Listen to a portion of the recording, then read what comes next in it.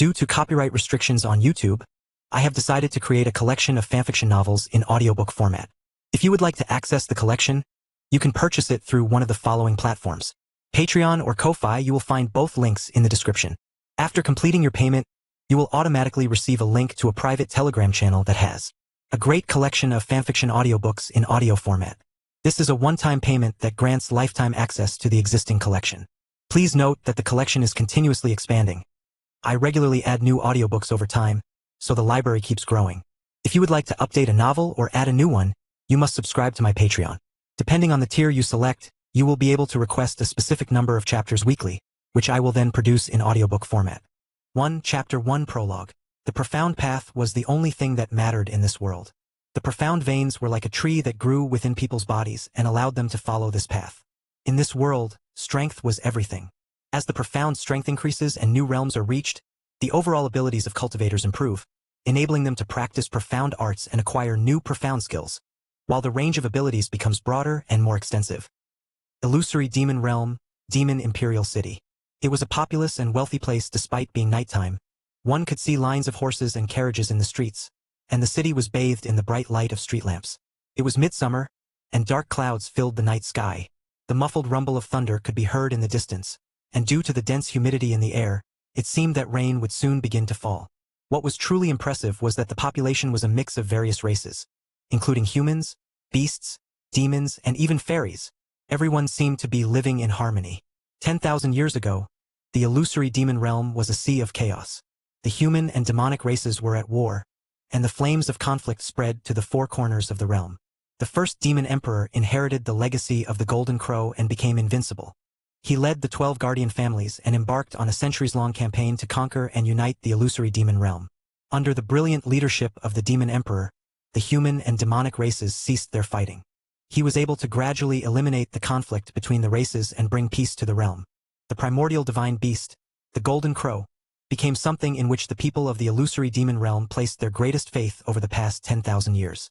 Thus, the demon emperor became a beloved and revered figure among the citizens of the illusory demon realm across generations. On the eastern side of the demon imperial city stood the domain of one of the oldest and most respected among the 12 guardian families, the Yun family. Long ago, the Yun were nothing more than a barbaric tribe from the northern passages. Isolated among icy mountains and cutting winds, they fought merely for survival. But then a leader emerged. The ancestor of the Yun patriarchs created an unparalleled technique, the legendary purple cloud art. With it, he led his tribe on a meteoric rise, dominating vast territories and earning the title of Guardians of the Realm, becoming one of the 12 guardian families and eternizing their name in history. The era of the Yun family's greatest splendor came during the generation of Yun Songhai. At that time, the Yun's influence rivaled even that of the royal family. Yun Songhai was considered the second greatest cultivator in the entire illusory demon realm, surpassed only by the demon emperor himself. The relationship between the two was not merely political but one of profound friendship and mutual trust. As a symbol of this trust, the emperor entrusted Yun Songhai with the greatest treasure of his lineage, the demon emperor's seal. But every light casts a shadow, and tragedy soon befell the Yun. About 100 years ago, the demon emperor vanished under mysterious circumstances. Yun Songhai, determined to save him, set out with 10 advanced stage monarchs of the Yun family on a desperate expedition to the distant profound sky continent. None of them returned. The loss of the imperial seal, combined with the absence of their most powerful cultivators, plunged the Yun family into a vertiginous decline. As punishment, they were denied access to the sacred Golden Crow's Lightning Flame Valley for 100 years, and their resources were severely limited. The younger generation, without support, began to lose ground to the other guardian families. With Yun Songhai's fall, his son, Yun Qinghong, took up the mantle of patriarch. Despite his efforts and noble character, the decline deepened. Sent by the new ruler of the illusory demon realm, Yun Qinghong and his wife embarked on a dangerous mission to the profound sky continent to try to save Yun Songhai's life. They returned only with failure, profound wounds, and a young man of unknown origin, declared as the new young patriarch. All this led the Yun family to its lowest point. Marginalized, stripped of power, and under constant scrutiny from the other families, the great Yun house was on the brink of the abyss, about to be erased from the history of the 12 guardian families. Currently, in the family's territory, the ancient walls surrounded the estate like stone arms, tall enough to block the view of curious onlookers and sturdy enough to withstand centuries of storms and, more importantly, intrigues. Within, the The dark wooden buildings with curved roofs seemed to rest under the faint light of spiritual formations, which illuminated the stone paths with a soft glow, as if the clan itself avoided disturbing the night. The wind blew gently, carrying dry leaves and small fragments of fallen petals from the plum trees. The sound of leaves scraping across the ground was the only thing heard in most of the territory. In front of the main hall, 2 rows of guards stood motionless. Their black armor gleamed under the magical light of floating lanterns, and no one there exchanged a single word. The gardens, which during the day exuded a faint fragrance of spiritual flowers, at night seemed like a maze of shadows. The stone sculptures, some depicting ancient patriarchs, took on sinister contours in the dim light, as if they could move at any moment. In the western pavilion, a stronger breeze made the wind chimes hanging under the roof eaves sway. Behind the mountains flanking the Yun family's territory, those same mountains that looked like stone teeth cutting into the night sky, there was a narrow and profound valley, surrounded by tall trees with twisted trunks and branches that seemed like fingers pointing to nowhere. By a not-so-large lake, a teenager of about 17 or 18 years old sat. His appearance was exceptionally beautiful and elegant, so perfect it didn't seem to belong to this world. His long, black hair, smooth as silk and gleaming like the purest obsidian, flowed gently down to his waist, while his eyes, black as the deepest abyss, held a calm and dangerous glint, like 2 black stars suspended in the night sky. His slender and imposing figure emanated an ethereal and distant aura. He wore snow-white robes and was holding a stone, which he threw into the lake, immediately causing several splashes. Renzu was, in a way, lost. Not that this was exactly anew, he always had a certain tendency to feel out of place, but literally crossing into another world definitely took it to a new level. Originally, he was just another psychology student in his final semester, living his mediocre life in the 21st century. No grand plot twists, no epic romances, no cultivation systems. Just exams, theses, and anxiety. And then he died. In a completely stupid way, no less. He didn't expect great rewards from the afterlife, but he also didn't imagine his soul would be thrown into a cultivation world like garbage tossed from a moving truck. Now here he was, just over a week in this new world, throwing stones into a lake as if that would solve anything. He picked up another stone, twirling it in his fingers, an automatic gesture. He threw it with more force. Splash. Gentle ripples spread across the surface. A sigh escaped his lips. The only thing that saved him from an immediate mental breakdown was the fact that he had somehow inherited the memories of the original body, the predecessor, as he liked to think. And that's when the gut punch came. He had been reborn into a cultivation novel. More precisely, into Against the Gods, a story he remembered reading 2 years ago, and hating with every fiber of his being. The protagonist? An arrogant, toxic, petty, and spoiled piece of trash who seemed to collect women like they were achievements in a game, all while acting like a misunderstood messiah. He recalled with particular resentment the nickname fans gave the protagonist. Scumche. And the worst part, later in the story, he had read an even more ridiculous spoiler. Everything was part of an elaborate plan by the so-called ancestral goddess, the creator of the world, who was completely obsessed with love for this same Scumche. In short, he was screwed. Not in a comedic or exaggerated way, not like waking up naked in the middle of the city with a hangover, which had happened once in college. This was the kind of screwed that came with knowing the world around him was literally designed to revolve around Scumche, the egocentric messiah of a celestial harem sponsored by the universe's creator herself. But you know what was worse? His identity. That's where the story started to unravel completely, because here, unlike the original novel he vaguely grains, things were quite different. His new identity was Yun Renzu, son of none other than Yun Qinghong, patriarch of the once glorious Yun family and one of the pillars of the demon imperial city. Or at least that's what everyone believed. The real story was even more absurd. His biological father was Xiao Ying, the man who, according to what he remembered from the novel, had swapped babies with Yun Qinghong years ago to protect the true heir Yun Che from potential pursuers after the disastrous expedition of his adoptive parents to the profound sky continent. In other words, he was Xiao Ying's biological son but was raised as Yun Qinghong's alleged son. In other words, he should have been named Yun Xiao, but, for some bizarre reason, perhaps a cosmic joke, he kept the same name from his previous life, Renzu. Or rather, Yun Renzu as he was officially called here. But how exactly did he conclude that he had replaced Yun Xiao in the original novel? Well, he remembered being treated as the young patriarch of the Yun family, yes, but he also remembered being ridiculed for not being able to activate the profound handle of the family lineage, something everyone expected from a true member of the house. His adoptive father's illness only made things worse. The rumors, the looks, the whispered doubts about his true origins. It was all that he remembered from what was said in the novel about Yun Xiao. And when he realized that the name Yun Xiao was never mentioned in this world, not in the gossip of the Guardians, nor in the Yun family's records, clicked. He was Yun Xiao. Or rather, He was who should have been Yun Xiao, that character the story treated as a mere sidekick. Well, if the baby swap had never happened, he would have had a fiancée, though even that wasn't guaranteed, since Xia Qingyue was raised by Scumche's ultimate fangirl. Still, it would have been him who met that genocidal tsundere loli named Jasmine, with enough power to blow up an entire kingdom with a sneeze. But without the sky poison pearl, he wouldn't have been able to save her. So, it was useless. Truly, the support of the ancestral goddess, who apparently had a thing for bad boy jerks and decided the entire reality should bow to Scumche's ego, was essential. There was no point in thinking about how his predecessor's life would have been if the baby swap hadn't happened. Either way, he had to think of a way to get stronger. Here, strength was everything. Those who didn't cultivate were dust waiting for the next gust of wind. He clenched his jaw. The only weapon he had was his knowledge of the plot, and if the events still followed the original story, then everything had already begun. He remembered that his predecessor first appeared at 21 years old, which meant there were about 3 years until the encounter with Yun Che. Though his memories weren't perfect, he was almost certain the protagonist was already on his journey through the profound sky continent. And even if they were still 10 years before those events, with his current strength, he would never be able to cross continents to seize the opportunities that existed beyond. In the region where he was, the only truly valuable heritages were the Golden Crow's legacy and the Evil God's lightning seed, but both were completely out of his reach at the moment as well. Still, he wasn't exactly weak.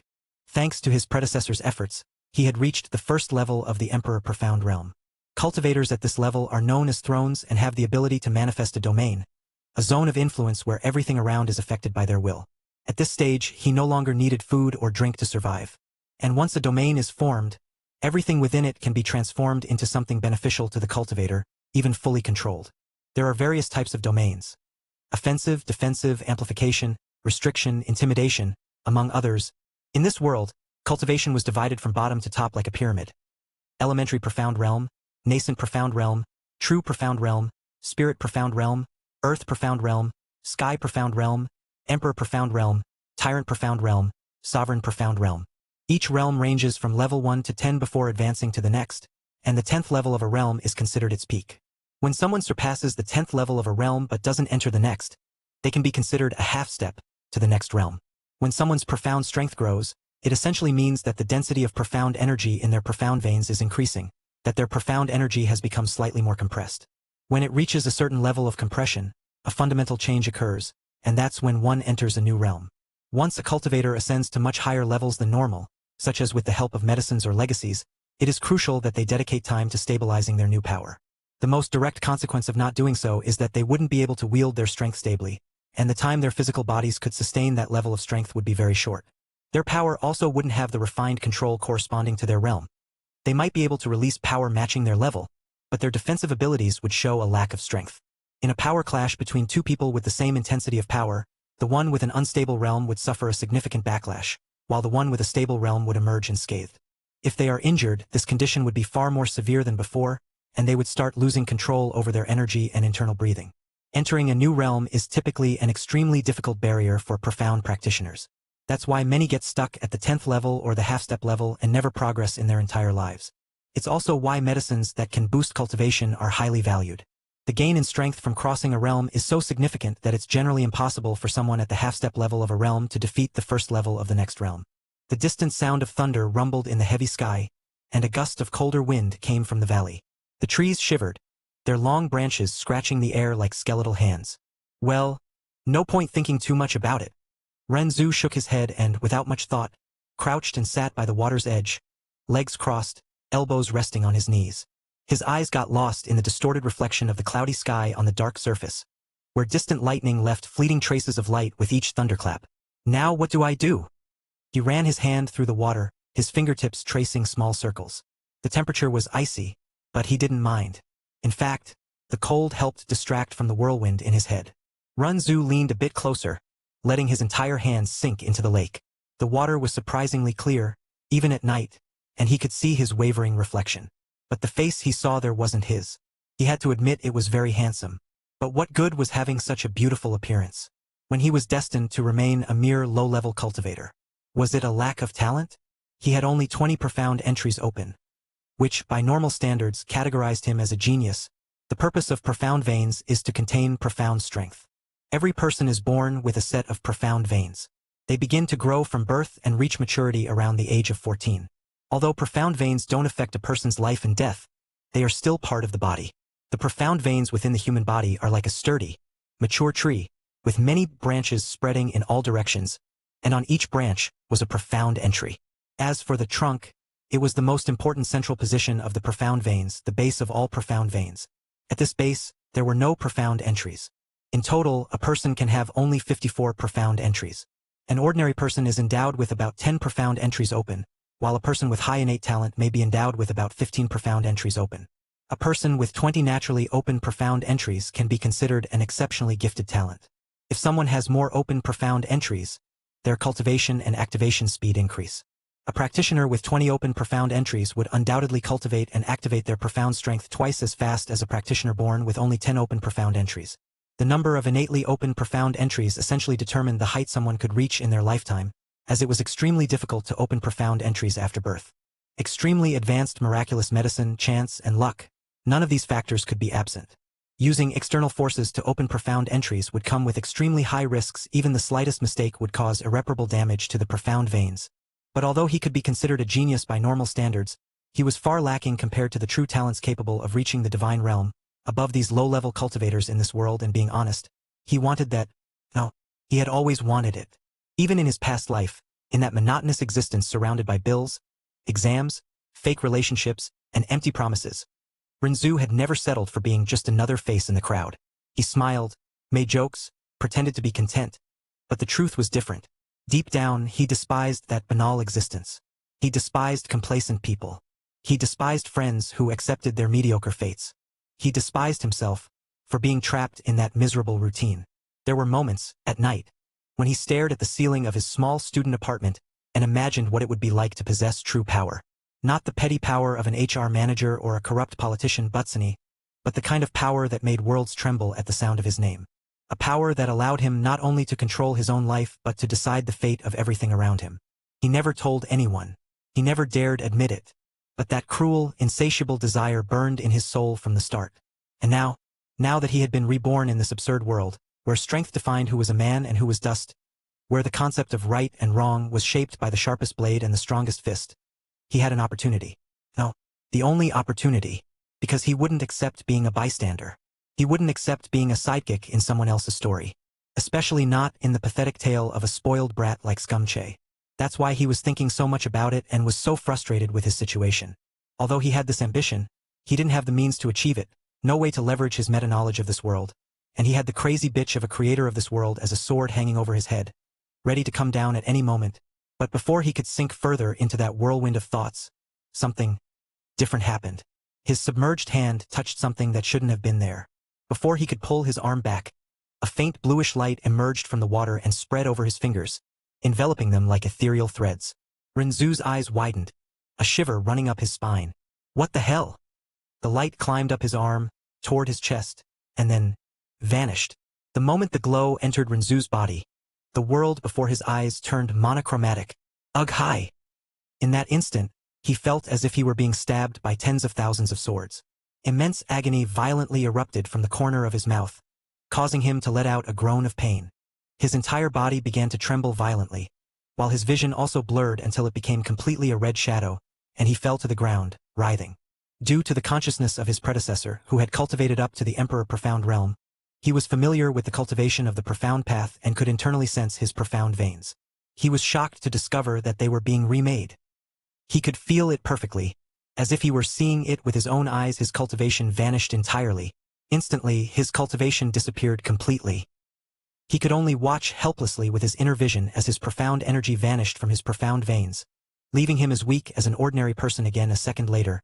His profound veins were devoured. Obviously, he would have panicked at losing all the strength he inherited from his predecessor. But his mind entered a strange state as it processed sudden information that appeared in his brain about what was happening. He felt the growth of new profound veins in his body, and the growth speed was extremely fast, roughly 10 times faster than the speed at which they had vanished before.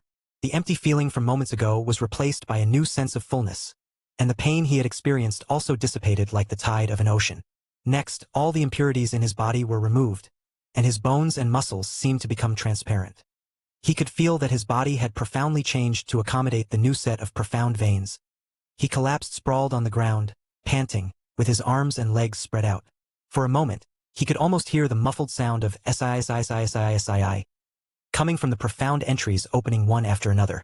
Not even half a minute passed, and all 54 profound entries of his newly reborn profound veins were fully open. According to the information that had appeared in his mind, he had absorbed the World Prime Liquid, a legendary treasure originating from the novel Emperor's Domination. In fact, it was a diluted version of this mythical substance, but it still carried an endless primordial chaos, as if it contained time itself before the formation of heaven and earth. This liquid was capable of completely refining a being, restructuring their body and granting them infinite potential. In practice, it seemed as though this mythical treasure had adapted to the laws and rules of this new world, molding itself to function perfectly within its structure. His profound veins were completely rebuilt. Unfortunately, he lost his cultivation, but in exchange, he gained unparalleled potential. He now possessed the heavenly god spiritual veins, which are achieved when all 54 profound entries are opened. Having these veins means that the speed of profound cultivation, flow, gathering and release of profound energy are elevated to a higher level, as if operating under different laws, allowing the profound veins to ascend to a realm beyond human. There would also be no limit to any profound skill practiced, and they would never encounter a bottleneck in profound strength. But his were an infinitely superior version even compared to those granted by Yunche and the Sky Poison Pearl with its unmatched purification power. They didn't just offer this benefit, he had gained maximized affinity with any element due to chaos coming before all else, and he had also gained some other innate abilities. When he advanced to the next level in his cultivation base, his foundation would be updated, and all his flaws would be eliminated instantly and automatically. Additionally, he had gained the ability to completely conceal his cultivation level and could manipulate his profound energy to an unparalleled degree. Its release was dozens of times better than someone with heavenly god spiritual veins. All these benefits left his mind in shock, but nothing compared to the surprise of how he had managed to acquire the World Prime Liquid. This was due to the unique ability he had received upon being reborn in this world. Essentially, he could plunge his hand into any liquid surface and randomly pull out something from among the myriad existing worlds. Anything he fished out would automatically be converted to fit the rules and cultivation system of this world. In the case of the World Prime Liquid, since it was the first item he fished, the liquid was immediately absorbed, merging with his body without any resistance. However, he soon realized that from then on, everything he pulled with this ability would appear in the palm of his hand. If they were physical objects, they would be there intact.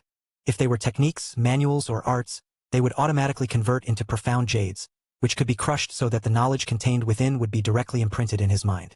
This mechanic made his ability even more formidable, allowing him to access even the mind of someone from other worlds to take their techniques. Since this ability didn't yet have an official name, he decided to call it Fishing the Heavens. Renzu lay there on the ground for a few seconds, breathing deeply while observing his profound veins and thinking about his new ability. His heart was still racing in his chest, but the pain had vanished. In its place, only a slight burning remained in his veins, as if his entire body was adapting to something new. He opened his eyes and stared at the cloudy sky, with thunder booming in the distance. "Holy shit!" he murmured, feeling the strange energy still coursing through his body. He sat up slowly and, for the first time since arriving in this world, realized something had truly changed. He could feel the energy around him in an absurd way, as if the elements in the air were more alive. He closed his hand, clenched his fist, and felt the strength spread through his arms. Although he was a mere mortal who wasn't even a cultivator now, he could feel as if he had been reborn and literally swapped bodies. Ha ha ha! A wide smile spread across his face. "This is what I'm talking about. Damn it!" The excitement was building. Fishing the heavens, huh? Sticking my hand in the water and pulling treasures from any world. He looked at the lake in front of him and laughed to himself. "Is this for real? Man, this is ridiculous. And I love it." He jumped to his feet, his hair swaying. His body felt lighter, sharper, as if everything had been optimized. He looked at his reflection in the water and let out another laugh. The excitement was written all over his face. For the first time since waking up in this hell of a world, he felt thrilled. /N, quick notice. Good afternoon, everyone. I'm still a bit sick, but since this chapter was finished a few days ago, I decided to post it so you can check it out and let me know what you think. About Renzu's ability, it obviously has much greater limits than it seems at first and was basically meant to give him an initial boost. Don't expect it to keep showing up or carrying the plot all the time. The idea is for him to build his own foundation to reach this world's highest levels, without relying on a system or some god's blessing. I wanted to give my own touch and create a golden finger, without falling into the usual cliches. As for the harem, I'm open to your suggestions. I'm still deciding who will be part of it. So feel free to drop your ideas in the comments about which characters you think would fit this story. Oh, just to be clear, this story will be a side project. It'll probably be a bit long, but it won't have daily chapter releases. My main focus is still the DxD story, and in fact, I'm finishing up the next chapter and should be posting it tonight. Anyway, I'd love to know what you're thinking of this new story so far. Let me know in the comments. 2. Chapter 2 Limits. Renzu rubbed his hands, still feeling that absurd euphoria coursing through his veins. Alright. If it worked once, it'll work again. He looked at the lake ahead, its surface gently rippling with the wind, heavy clouds reflecting on the dark water. He crouched down and, this time without any hesitation, plunged his hand into the water up to his wrist. The touch of the water was cold, but instead of the usual sensation, it felt as if his hand had passed through a layer of mist. A shiver ran up his spine when something solid brushed against his palm. Got it. He pulled his hand out in one swift motion. When his hand emerged, it held a small crimson jade vial, adorned with ancient inscriptions that seemed to pulse with life under the flickering light of the night. What they? The moment his fingers closed around the vial, a flood of information invaded his mind. It was as if someone had shoved an entire book directly into his head. This vial contained the complete bloodline of the vermilion bird, one of the 3 supreme fire attribute beasts, the strongest of the 3. Its flames carried divine attributes. During the primordial era, it was the most feared flame by the devil race that coexisted with the divine race. Renzu stared at the vial, his heart racing. He knew of the vermilion bird. What was astonishing was that it came from this world, and he had just fished it out. Just like that. Ha ha ha. Ha ha ha ha. He burst into laughter, a genuine, almost childlike joy he hadn't felt in a long time. But it didn't stop there. As soon as the warm, vibrant aura of the vial stabilized in his hand, another stream of information poured directly into Renzu's mind. It was the profound art tied to the vermilion bird's legacy. The soothing spirit song of the vermilion bird, a supreme technique with 10 stages, offering countless ways to wield its flames. Not only did it possess extreme destructive power, but it also had unparalleled purification abilities, even among the 3 divine fire attribute beasts. To use the soothing spirit song of the vermilion bird, one needed to wield the vermilion bird's flames, which required its bloodline. So, by absorbing the blood in the vial, he would be qualified to practice this divine art once he absorbed the vermilion bird's blood. Though he would still need to comprehend it stage by stage and all that. In other words, he hadn't just gained the vermilion bird's bloodline. He had also inherited its legacy, its divine art.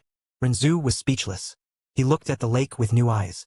That little pond, which had seemed like nothing more than background noise, now felt like the gateway to an unlimited treasure trove. But what thrilled him most was the discovery that he could fish items from this world too. It wasn't just from other worlds, apparently. A valuable find. Tucking the blood vial into his robes, he sighed and decided to keep going and try fishing for more, since he seemed to be on a lucky streak. Renzu dipped his hand into the water again. The cold touch came, followed by that same strange sensation, as if his fingers were passing through an invisible layer. Something solid touched his palm, and he pulled. This time, it was a piece of milky white jade, glowing softly in the dark. The moment he held it, information flooded his mind again, as vivid as before. The jade contained the divine scripture, Miracle of Life, created by the goddess of life, Li Suo, an absolute medical manual in this world, capable of healing, restoring, and preserving any existence, based on the inscriptions of the primordial seal of life and death, something the goddess herself took millions of years to create. Renzu's eyes widened in shock. A manual like this just appearing in his hands? For a moment he was stunned. And then, he felt a gentle warmth from a light, spreading through his body, and a slight pressure on his soul, as if something pure and vast was enveloping him. He could now cultivate the profound light force.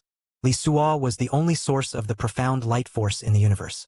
Light was the complete opposite of darkness, sacred and dedicated solely to creation and salvation, never to killing or destruction.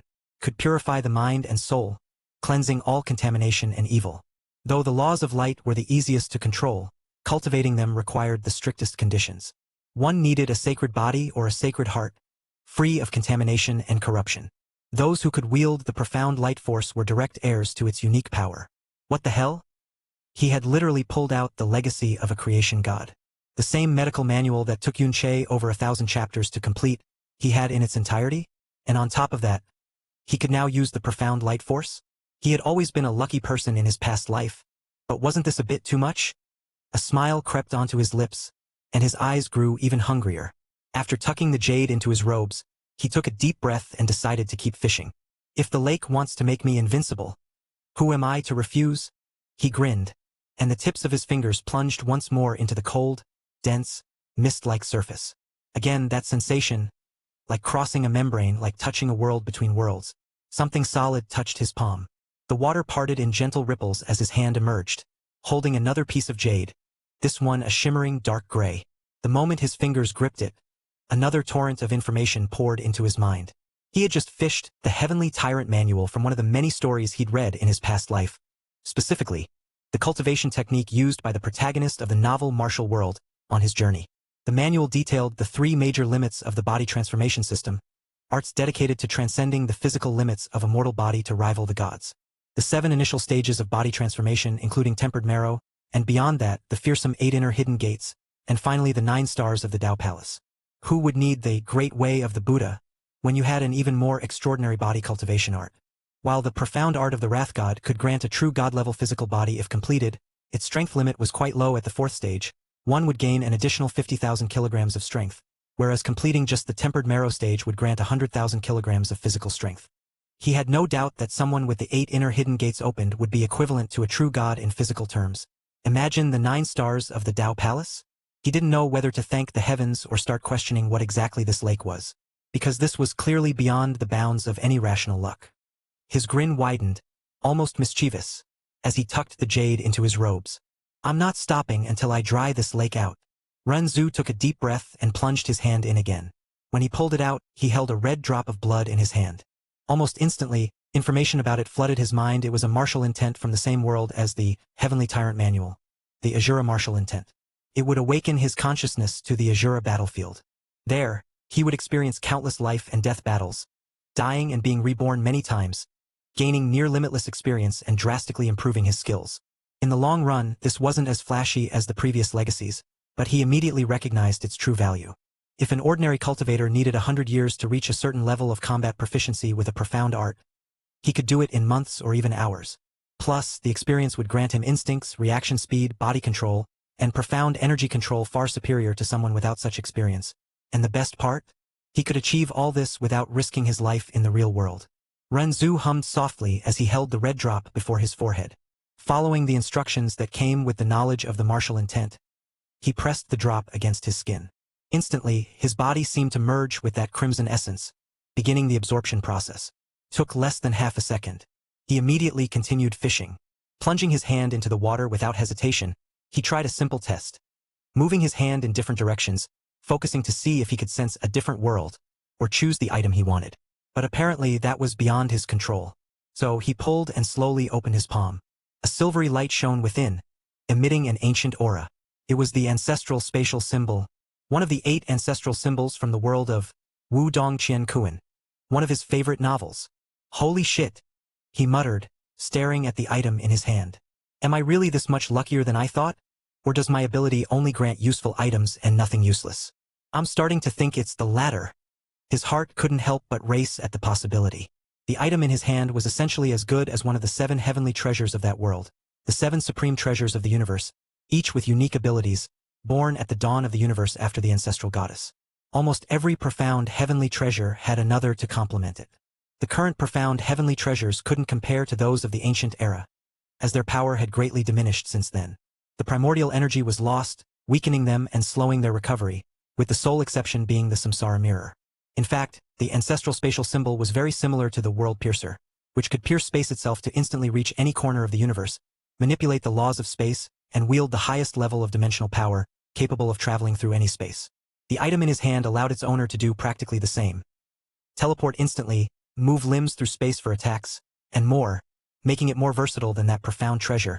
Primordial energy is the most primal and powerful spiritual energy of the primordial chaos.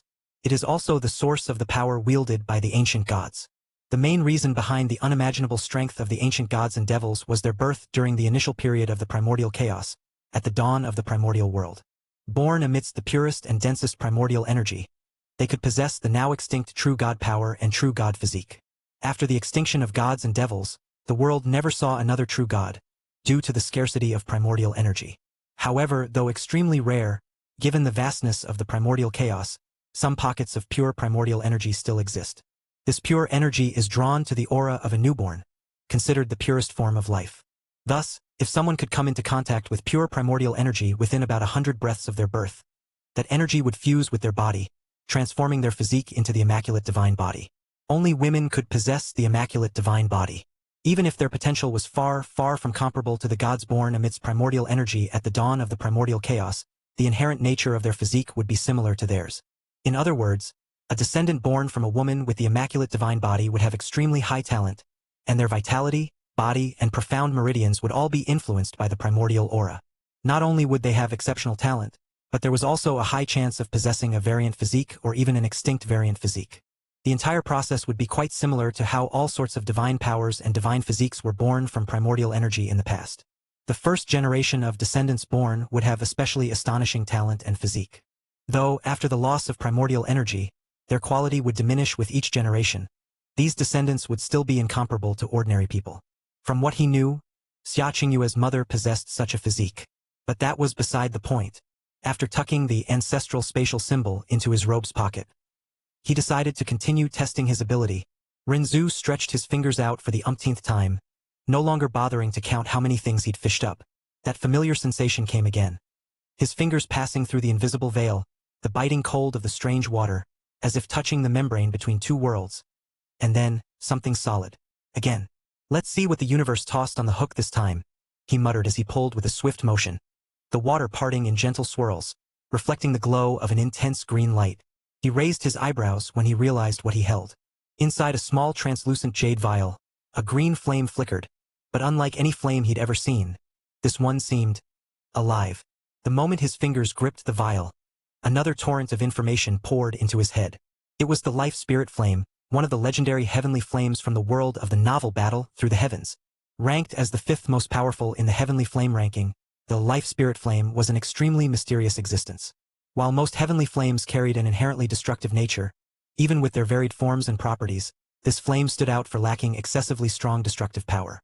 Instead, it was imbued with pure and abundant vital energy. Rumor had it that when used on medicinal ingredients, any seed present would germinate and grow at an extraordinary speed. In other words, whoever possessed this flame would no longer need to worry about finding rare medicinal ingredients. With the right seeds, the life spirit flame would do the rest, making it an invaluable tool for alchemists and cultivators. Beyond its unique properties, this flame was also known as a longevity flame. Its possessor would have a lifespan comparable to ancient and renowned magical beasts known for their long existences. However, it had a drawback. It wasn't suited for combat. Unlike other heavenly flames that could vastly enhance a user's attack power, the life spirit flame offered subtler, long-term benefits without directly boosting battle strength. Even so, a flame capable of extending life and accelerating medicinal cultivation was something any expert would covet. What else can I pull? It's like there's no limit to this ability. Well, now I'm sure it doesn't give me useless things, everything is useful and extraordinary. But there must be some limit I haven't figured out yet. Well, all I can do is keep going and see where it leads. Renzu muttered slowly as he tucked the heavenly flame vial away and plunged his hand into the water again. He frowned. What the hell? He pulled hard. The water's surface rippled, and what emerged was nothing physical. But immediately, a golden-green glow enveloped his hand, and an absurd flood of information poured into Renzu's mind. He had received the aura of the banished immortal, an aura that transcended the ordinary appearance of a mortal, enhancing every feature, every detail, every minute aspect of his form to absolute perfection in the eyes of any sentient being. A gift forged by the heavens themselves for an immortal who, eons ago, was banished for his unacceptable beauty, capable of making queens abandon kingdoms, sages break vows, and even ancient beasts kneel. He looked at his hand glowing with that absurd light and murmured, "You've got to be kidding me." The glow enveloped his body like a silent flame, coursing through his skin, hair, bones, and suddenly, a gentle, refreshing warmth washed over him. It was as if every microscopic imperfection had been corrected. Renzu blinked, and the air around him felt different. The wind seemed softer, as if it had fallen in love with him. The trees swayed gently, and the lake's surface reflected his face with absurd clarity. And when he saw himself, even he was momentarily stunned. Holy shit! If before he was handsome by cultivator standards, say 2 levels above a drama heartthrob, now he was on another level. His eyes seemed to hold constellations. His black hair had a shine that made the stars look dull, and his skin had a flawless texture and tone that even gods would envy. It was the kind of beauty that defied gender or ethnicity. It wasn't just beautiful, it was supernatural. Though his beauty had been upgraded, his normal features hadn't vanished, so anyone could still recognize him, though they'd likely be shocked and disturbed by how stunning he'd suddenly become. Women would probably be completely obsessed with him now. Speaking of which, from what he recalled of his predecessor, he wasn't yet in a romantic relationship with number 7 under heaven, as in the original story they were just friends at best, which was good, to be honest. He had no interest in that elf, though he admitted their race was intriguing in the illusory demon realm. The elf clan was one of the most powerful forces in the illusory demon realm. For some reason, they carried the surname Under Heaven. The elves of the Under Heaven clan had long, pointed ears on the sides of their heads and possessed a pair of translucent, butterfly-shaped wings. The profound energy of the elf clan carried innate natural energy, beneficial for self-recovery and healing others. They were experts in wind-based profound arts and used bows as weapons in combat. Additionally, due to their natural energy, clan members had extremely beautiful appearances. Putting that aside, Renzu plunged his hand in again. The cold water gave way, the strange sensation of the invisible membrane slid over his fingers, and soon he touched something solid. This time a piece of jade emerged. Gray, almost opaque, with a faint golden aura swirling on its surface. The moment his fingers gripped it, information exploded in his mind. Renzu froze in place. His face locked up. His eyes widened slightly. No, it can't be. He had just fished something from the Urgenverse. A cultivation method called 10 Extreme Paths, referenced in Beyond the Timescape, which allowed the practitioner to cultivate 10 paths to their extreme. However, due to coming from a far superior world, it had been severely weakened to fit the current world. It became a profound path cultivation method that cultivated 10 elements to their extreme, granting immunity upon reaching the extreme of the chosen profound element while simultaneously gaining near-omnipotent control, where any use of that element was automatically nullified and subordinated to his will. A nervous laugh escaped his lips. Holy shit! Without another word, he tucked the jade with the others and took a deep breath, running a hand over his face. Here we go! Plunging into the water again, Renzu closed his hand and pulled. The water's surface parted, and what emerged was a sword hilt. No blade, just the hilt, slender and simple, in a gray-silver tone, without adornments or inscriptions. His gaze wavered. I'm screwing with myself now. Information flooded his mind. It was a sword technique. Oddly, it didn't come in the form of jade because it was the entire inheritance of a sword technique called Limitless Sword Arts. The Limitless Sword Arts comprised incredible sword techniques, capable of dominating 10 million enemy swordsmen. The practitioner could control hundreds, thousands, millions of swords. It was so powerful and complex that even its creator admitted to never reaching the final level, despite having created it. This showed just how formidable the Limitless Sword Arts were. However, practicing the first sword form of the Limitless Sword Arts was no easy feat. And the sword hilt was powerful beyond imagination, shocking anyone who could recognize its abilities. This wasn't the hilt of an ordinary sword but of a massive spatial sword. Within the hilt, there were 108,000 ancestral swords, 105,000 refined swords, 2,995 origin swords, and 5 unparalleled divine swords. If someone could control all the swords within the spatial hilt, they could easily dominate the world and become an unmatched sword god. However, none of these swords were ordinary. To train with any of them, one had to become one with each sword, as each was unique. He twirled the hilt in his fingers. The aura contained in the object was as subtle as it was profound, as if the space around the hilt bent slightly. The smile on his lips was hard to erase. He tucked the hilt into his robes, his heart still racing, and plunged his hand into the lake again. He frowned, moved his fingers, groped. Nothing. His face darkened. Ha! He tried again, the same process. Dipped up to his wrist, swirled his hand, poked, pulled, and nothing. He stood silent for a few seconds, staring at the lake's surface, which continued to ripple gently, as if mocking him. You've got to be kidding. He tried 2, 3, 5 more times, changing positions, depths, even kneeling by the edge and plunging his arm up to the elbow. Nothing. Then, just as frustration began to build, a final, subtle wave of information slipped into his mind. Renzu froze. Oh, that's it. He leaned back, letting out a breath in a half-laugh, half-defeated sigh. Of course, it was too good to last forever. Basically, his ability had a limit. He could fish things from the myriad worlds 10 times per century. His ability drained all the luck he would have accumulated over the 100 years he might live. Good luck, fortunate encounters, everything, condensing it into 10 uses. And it ensured he would never pull anything useless. In other words, he'd have to wait another century to use it again, or at least 10 years to recharge a single use. That was the price. He lay back on the grass, staring at the cloudy sky that let faint moonlight filter through. At least now I have the chance to change my fate, to fulfill my ambition of being the strongest and not just a side character in someone else's story. Renzu murmured, smiling faintly. He stretched, stood up, and walked toward his room. /N. As I already said, guys, Renzu's ability has limits and very clear ones. It only worked in the beginning to grant him those things he received, without the need for wishes, a system, or any other cliché like that. From now on, this ability will remain unusable for a good part of the story. Each of these blessings serves only to give Renzu a solid foundation. Nothing more. He's still far from being overpowered. To face someone like Yunche, for example, he'd need all of that together and maybe even more. After all, we're talking about a protagonist favored by the ancestral goddess herself, with a bunch of divine legacies and plot armor coming out of his ears. Renzu will have to grind. A lot.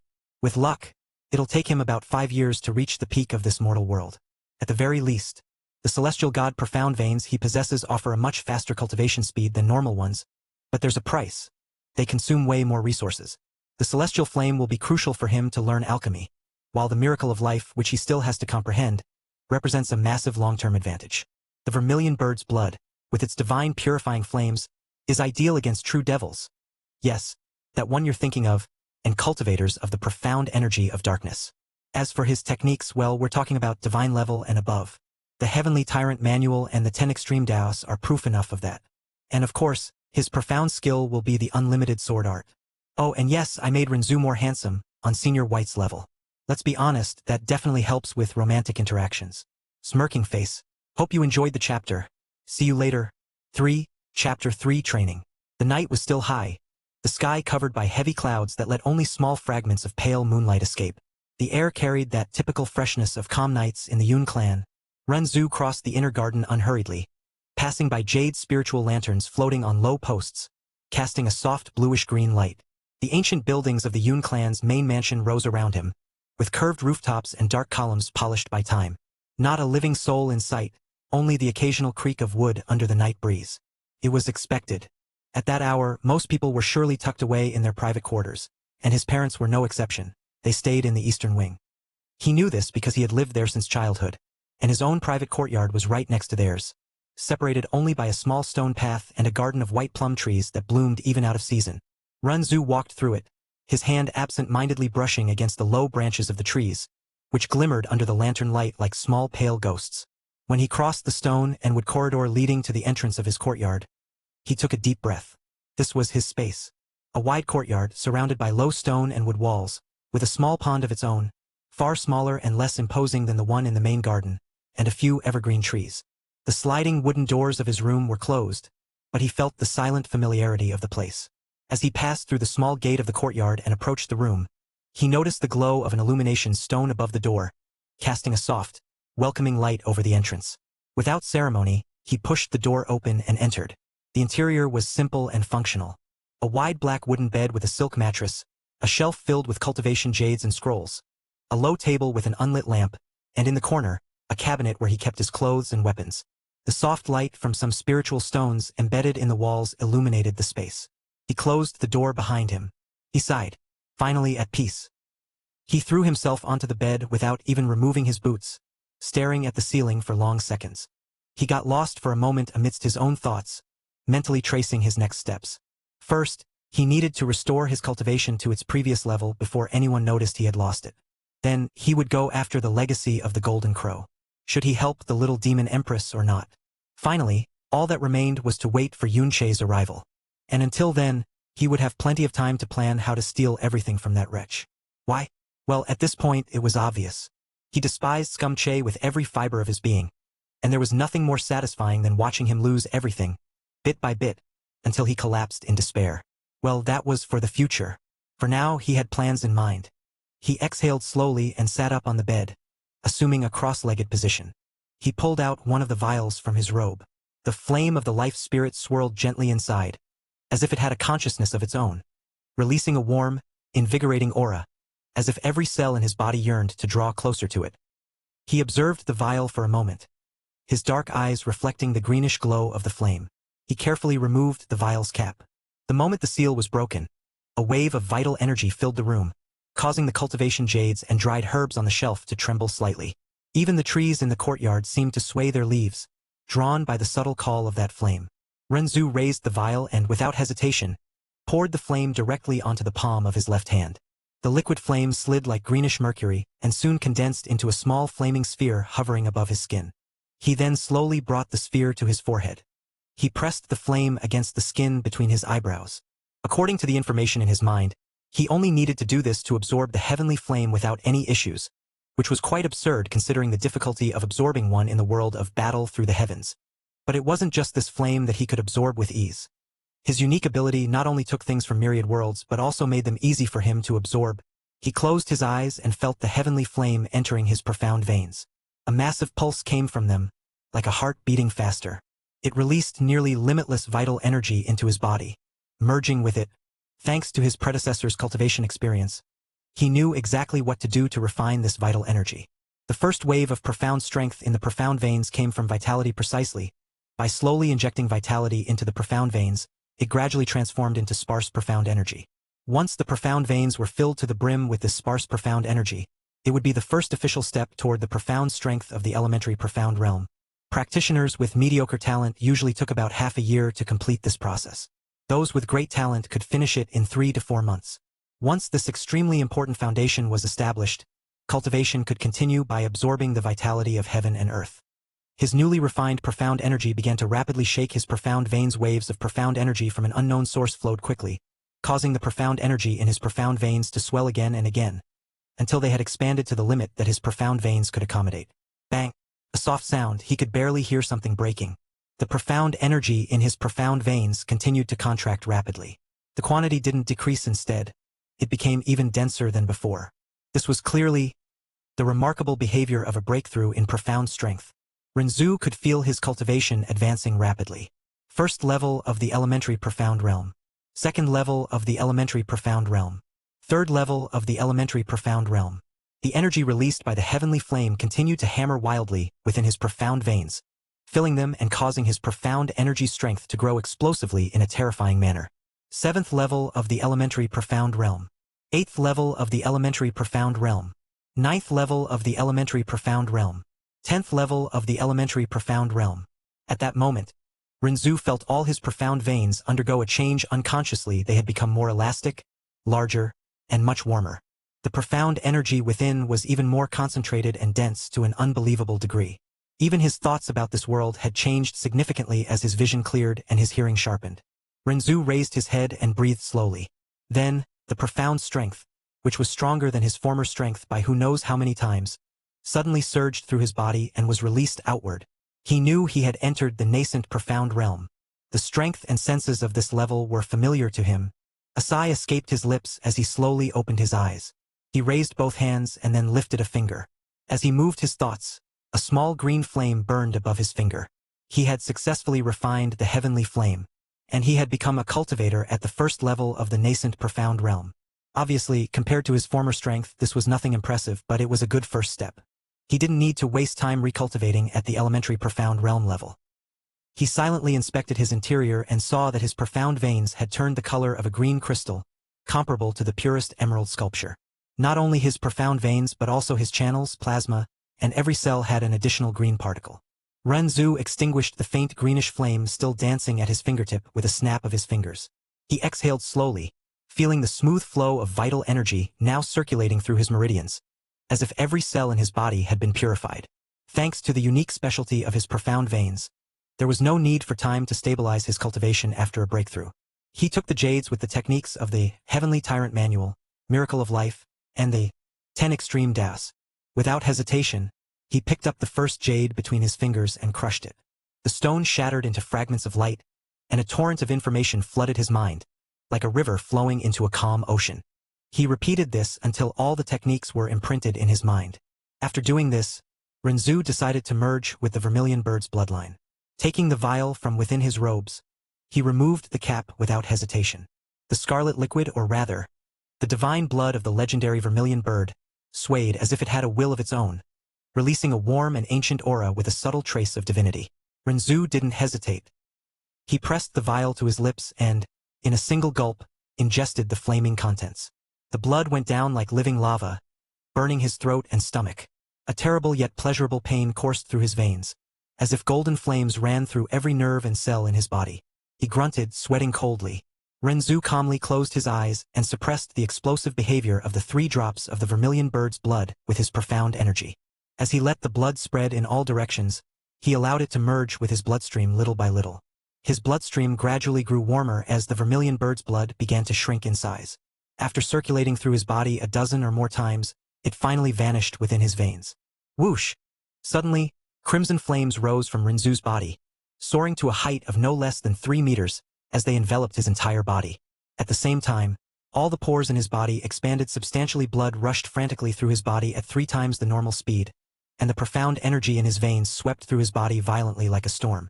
This caught him by surprise, as he hadn't imagined it would increase his profound energy. It was probably the same case as the heretic god seed, which contained a bit of its profound energy in the blood he received. Was there a bit of the vermilion bird's profound energy? Renzu currently felt an indescribably comfortable sensation. He used a mere 20 breaths of time to regain balance between his body, meridians, and profound veins. Throughout this time, his expression remained completely calm as he enjoyed the minute changes in his body and the slow thickening of his profound energy. The flames surrounding his body didn't diminish in the slightest as they continued burning calmly during the process. The purpose of the flames was to physically reshape the user's body, increasing their resistance to fire and their affinity with the fire element. His profound veins would acquire a red hue mixed with green. Finding this the perfect opportunity to begin cultivating the 10 extreme das, Renzu didn't hesitate. He immediately followed the instructions that had appeared in his mind along with the technique's knowledge, directing the newly refined profound energy. As he circulated the energy through his meridians and profound pathways following the route of the 10 extreme das, the chaotic and wild profound energy flowing in his blood suddenly became submissive, molded, and controlled under his will. In an instant, the energy was refined, its quality elevated incomparably, perfectly converting to the technique he was cultivating. The 10 extreme das had 10 distinct layers, each dedicated to taking an element to its absolute extreme. To begin the practice, one had to choose a single element as the focus. Only upon reaching the extreme level of that element, achieving the peak of the first layer, could one advance to the next, choosing the second element, and so on. Renzu didn't need to think much. He chose fire as the first element.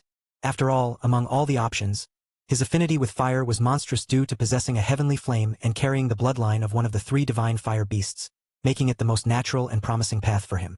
Thus, he focused deeply, guiding the refined energy to the meridians related to the fire element according to the technique's diagram in his mind, beginning the true cultivation of the first layer of the 10 extreme das.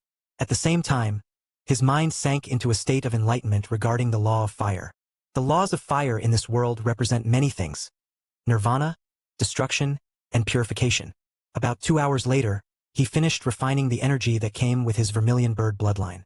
Renzu opened his eyes, and a fiery red flame mark glowed between his eyebrows, much like a grand tribal bird, shining vividly. "I've successfully reached the first level of the true profound realm," he murmured, gauging his current strength. While in the nascent profound realm, there is only a certain level of development in a cultivator's profound strength, it is in the true profound realm that a true qualitative change occurs. Upon reaching this stage, the practitioner transcends several human limitations. From this level, the body relies far less on food and water to sustain itself. The profound energy in their system meets their vital needs, allowing long periods without eating or drinking. Additionally, their senses, physical endurance, speed, and combat power increase drastically compared to the previous stage. In short, a cultivator in the true profound realm ceases to be a mere strong human and becomes someone truly beyond the ordinary. Renzu stretched slowly, as if he had all the time in the world, before taking out the ancestral spatial symbol. With a precise movement, he bit his own finger, letting a drop of blood fall onto the symbol. In that instant, the artifact glowed brightly in his palm and, as if it had a life of its own, merged into his body in a stream of subtle light. An ancient warmth coursed through his veins, and then came the connection. A clear sense of dominion, as if all the laws of space around him responded to his command. Control over his abilities settled in his mind as a natural extension of his will. Fortunately, he didn't have to face any elaborate trials, as Lindong had to countless times throughout his story to claim an ancestral symbol. In any case, now he was the new master of the ancestral spatial symbol, and space answered to his command. Renzu smiled faintly. "Although it has many applications, I still can't cross continents or travel between planets, since that consumes an absurd amount of profound energy. But I can do this easily," he murmured, calmly analyzing the possibilities. With a simple, almost casual gesture of his hand, the space beside him twisted like a curtain made of liquid glass until a small rift opened, revealing the dark void between the layers of reality. Then, with the same tranquility, he ran his fingers over the tear, and the space mended itself, restored as if nothing had happened. "I'll need to train more later," he murmured to himself, his eyes gleaming with seriousness. "But now, I need to enter the Azura battlefield to hone my skills and strengthen my killing intent. Coming from a peaceful world like Earth, I still haven't experienced the true baptism of blood. If I want to be a true cultivator, I can't hesitate when the time comes to eliminate my enemies." After thinking about it, he closed his eyes and entered meditation. His consciousness was pulled into the Azura battlefield. Chapter 4 Humanity. Renzu opened his eyes, and immediately wished he hadn't. The stench of rotting blood and scorched iron filled his nostrils like a suffocating tide. The sky above was red as raw flesh, thick and heavy with mist.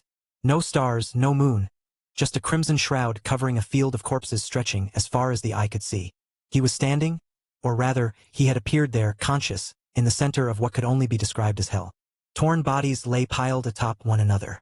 Severed limbs, faces frozen in expressions of terror, entrails scattered like macabre offerings to a cruel god. Men, women, children, soldiers, and cultivators, young and old. Some still steamed as if they had died seconds ago. Others were so mangled they were barely recognizable as human. It hit him like a punch to the gut. Renzu staggered back, nauseated. "HH." He stumbled backward, slipping on something soft. He fell to his knees, and vomited. No elegance, no restraint, like a man drowning in something invisible. His body doubled over, abdominal muscles contracting in violent agony as bile surged up his throat. The acrid taste burned him from the inside. His chin dripped, and his hands trembled, stained with someone else's blood. He hadn't even noticed when he'd touched a corpse while falling. For long seconds, Renzu remained hunched over, spitting, gasping like a wounded animal. His eyes watered, not from emotion, but from the brutal effort of his body trying to shield itself from the horror. "What the hell? I wasn't ready for this." He swallowed hard, tasting the metallic tang in his mouth as if it were his own. He spat on the ground, fighting his own body as if it were being devoured from within. Pathetic. He knew it, but this was the first time he'd seen a scene this horrific. Imagine seeing thousands of dismembered bodies. Children, adults, the elderly, all kinds of people. Smelling the blood and rot, stepping in blood and hearing bones crack. For him, the worst was the stench and the grotesque sight.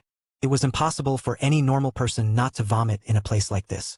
His predecessor had never killed anyone before. Though he had trained and fought in many battles, he had never bloodied his hands. So Renzu had no memories to guide him through this, and also, before everything, he was just an ordinary young man. Ambitious, yes, but restrained by the norms of a peaceful society where violence was distant, almost abstract. He grew up in a comfortable home, surrounded by unspoken rules and silent expectations. He dreamed big, read a lot, and hated the feeling of powerlessness, but he was still just one among millions, limited by laws, morality, and a life of predictable stability. He didn't know cruelty beyond screens or pages. His greatest battles had been against boredom, social pressure, and the fear of living a mediocre life. He wasn't inherently evil or indifferent like those fanfic protagonists who could kill without blinking the moment they were reborn. His rational mind tried to resist, but his primal, human, fragile instincts were in panic, and the stench made him vomit while the sight stirred a horrible feeling in his chest. He remained motionless for long seconds after vomiting again. He felt small, as if the weight of that massacre was crushing him.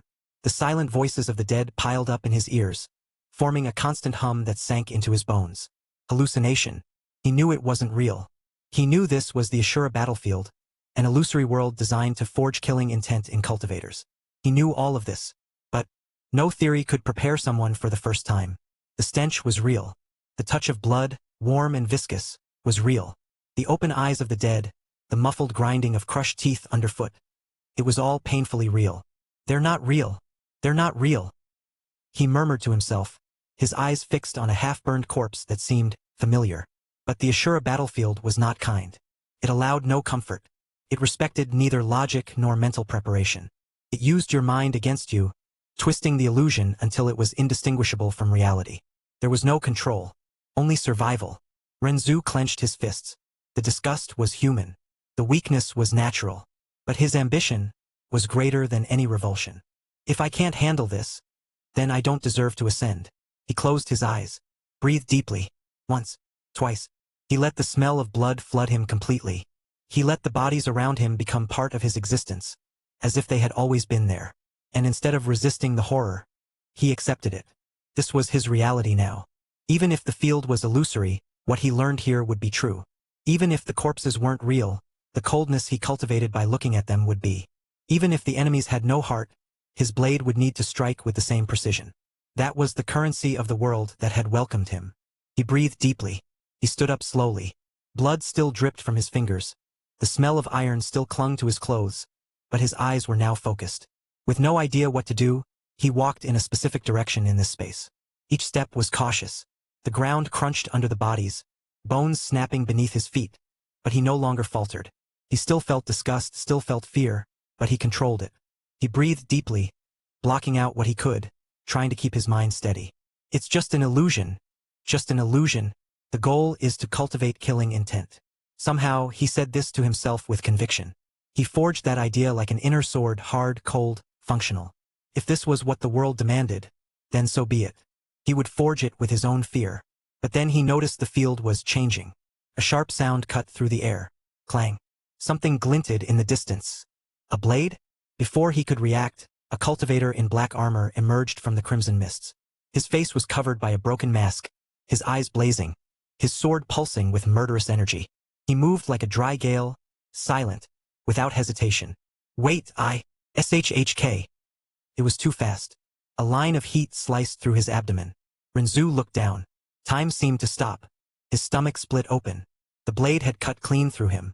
He saw his own entrails spilling onto the ground, sliding over the corpses in a spiral.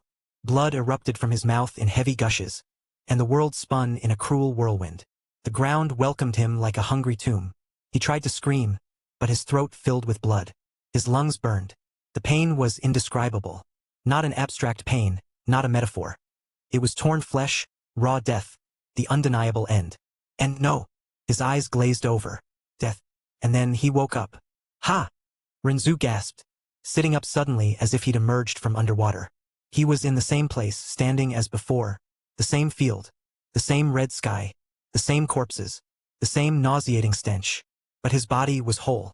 No cuts, no blood, no pain. He fell back, panting like a cornered animal.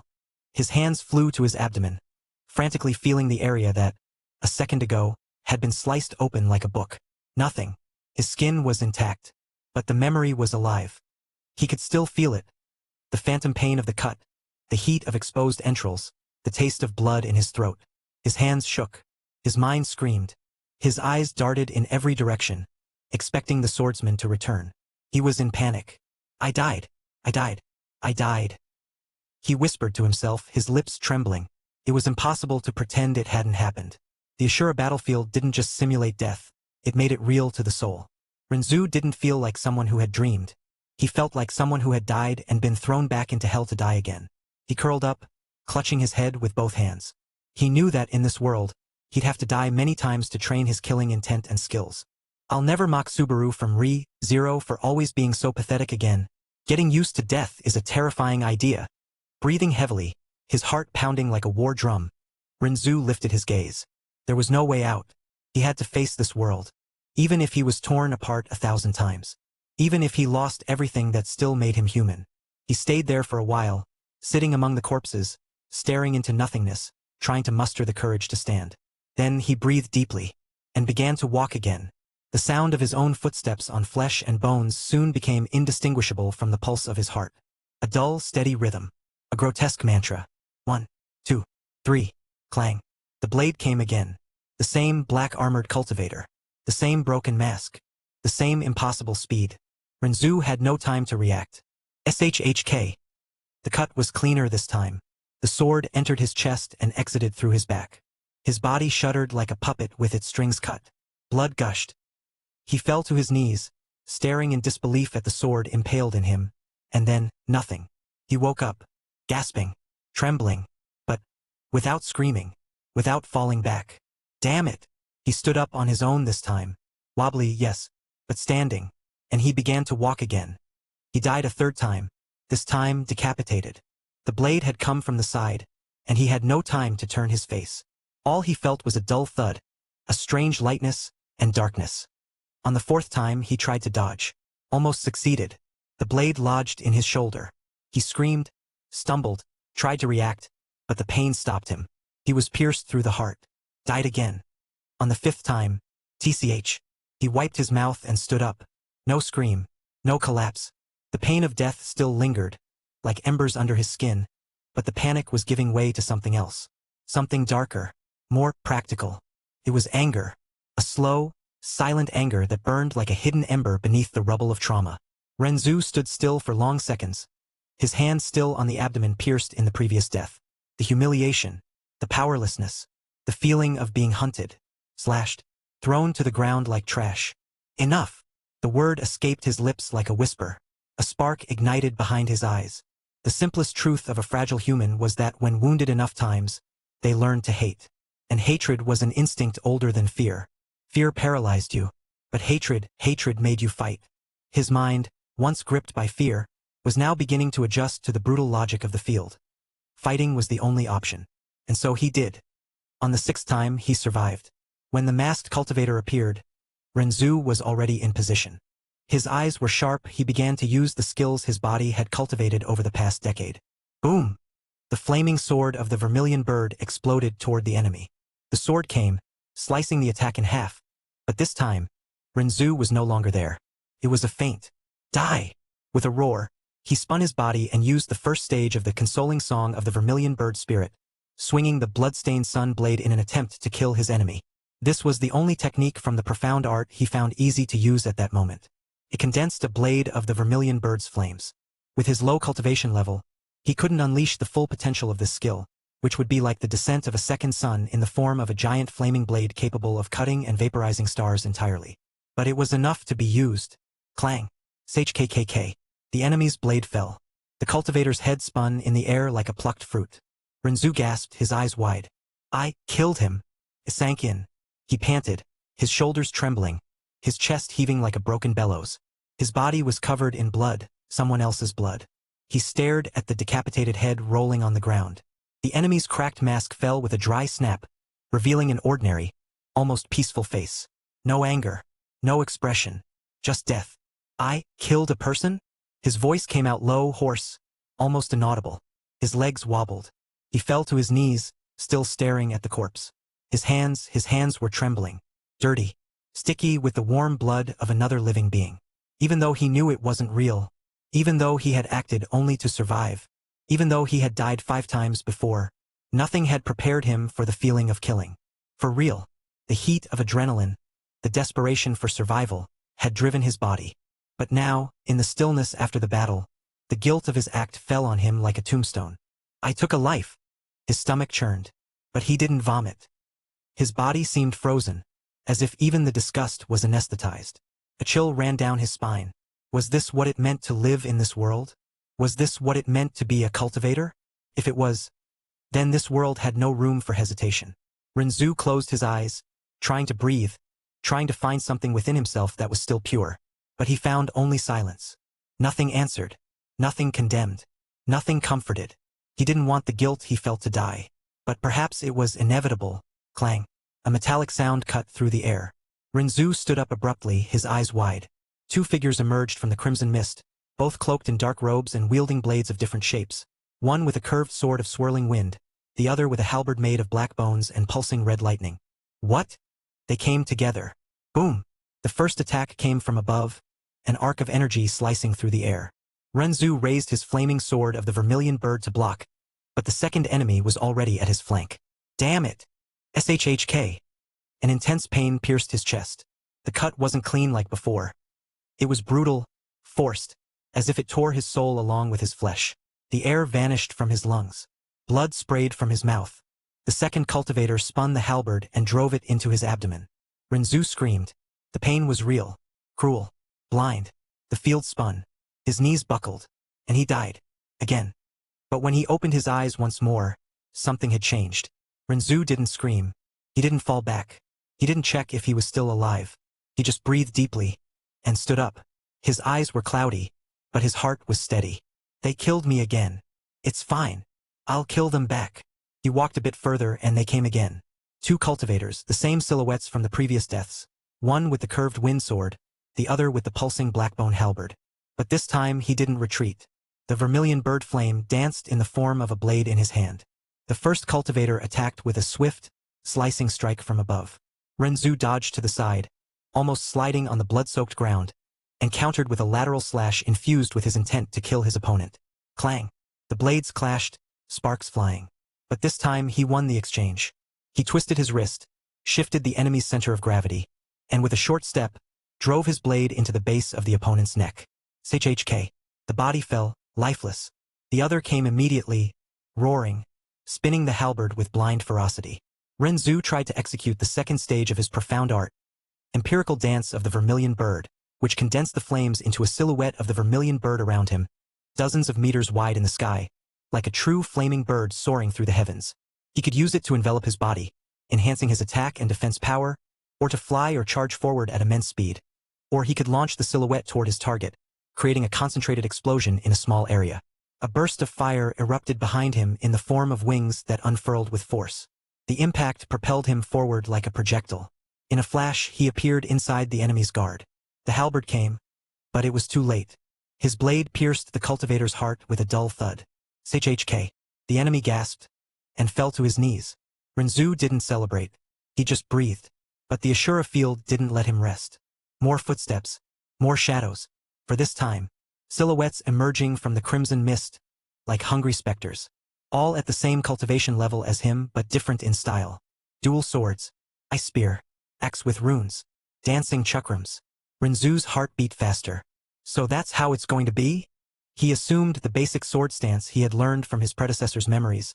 Feet apart, center steady. When the first came, he was already moving. Boom! The field exploded into motion. The battle was brutal. Fast. No time to think, only react. One mistake and he'd be dead. Clang, clang, clang. He fought with everything. With every exchange, his eyes read patterns, sought weaknesses, adapted. The flaming sword moved like a whip, a spear, a guillotine. He quickly realized the cultivators appearing in this place were far stronger than him, but within his capacity to defeat.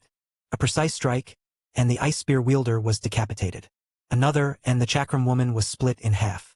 The dual sword wielder tried to attack from behind, but Renzu used his own blade as bait, feigned a stumble, and when the enemy advanced, he spun and drove his sword through the cultivator's chin, tearing up to the skull. 3 dead. 1 remained. Renzu spun his blood-soaked flaming sword in his hands and stopped, staring at the last figure in the mist. But he hesitated. It was small. Too small. The silhouette approached slowly. To his eyes, it became a child. A boy. Fragile arms holding a small short sword. Large eyes glowing purple, trembling. Renzu felt his entire body freeze. It can't be. For a moment, the field seemed to pause. The smell of blood faded. The sound of the wind died. He couldn't move. The sword in his hand felt as heavy as lead. And that was the mistake. SHK. The boy's short sword pierced under his rib. He gasped, looked down. The child's, or the illusion of a child's, eyes were fixed on his. Empty. Emotionless. And then darkness. When he woke again, there was no despair. Just the taste of blood still lingering in his throat, even without a wound. I hesitated. He swallowed hard. Hesitation is death. Even if it's a child, they can be my enemy. And with darkened, lightless eyes, Renzu began to walk again. But now, there was something less within him. Something that had once resisted. Something he called humanity. He breathed deeply, and moved forward. The field responded as always, for silhouettes emerged from the mist. After a few battles, he began to adapt and improve his combat efficiency at a terrifyingly fast rate. Or perhaps it was the integration of his predecessor's experience. Either way, he read them before they even moved. He calculated positions, assessed weapons, recognized patterns. They came in sync. Renzu moved before them. The first struck with a spear of light. Renzu spun around the attack, advanced with the momentum, and slashed the enemy's throat with surgical precision. SHK. The second tried to counter from the side. Renzu stepped back, dodging by inches. He slashed horizontally and split the enemy in half. SHK. Clang. The last two came together. A flaming axe and a bone sword. Renzu activated the empirical dance of the vermilion bird and launched himself into the air. From above, he descended like a red bolt, spinning his blade in a spiral. Boom! The impact shattered the ground. The two bodies were torn apart. He landed, panting lightly. The field responded with more. They appeared in pairs, spread out, surrounding him. He didn't retreat. He attacked. He was wounded. His left arm's flesh tore open. He felt the pain and ignored it. Blood streaming down blurred his vision, but his eyes didn't blink. One cultivator tried to bind him with chains. He ripped off the arm of the enemy beside him and used it as a shield. Another tried to pierce his heart. Renzu used the sword lodged in his abdomen to spin his body and behead the opponent with a flaming spinning kick. He killed. The second stage of the consoling song of the vermilion bird spirit, once clumsy, became an extension of his body. The flaming silhouette no longer exploded in uncontrolled force. It hovered over him like a predatory bird, silent, patient, lethal. Even the physical arts he had once ignored began to seep into his reflexes. His movements stopped being awkward and became more refined. Flows of profound energy intertwined with physical strength in every dodge, every counterattack, every step, improving his condition and further integrating the second stage of his profound art, enabling him to kill his enemies more easily. Though he didn't need time to stabilize his cultivation, his use of it was still not perfect.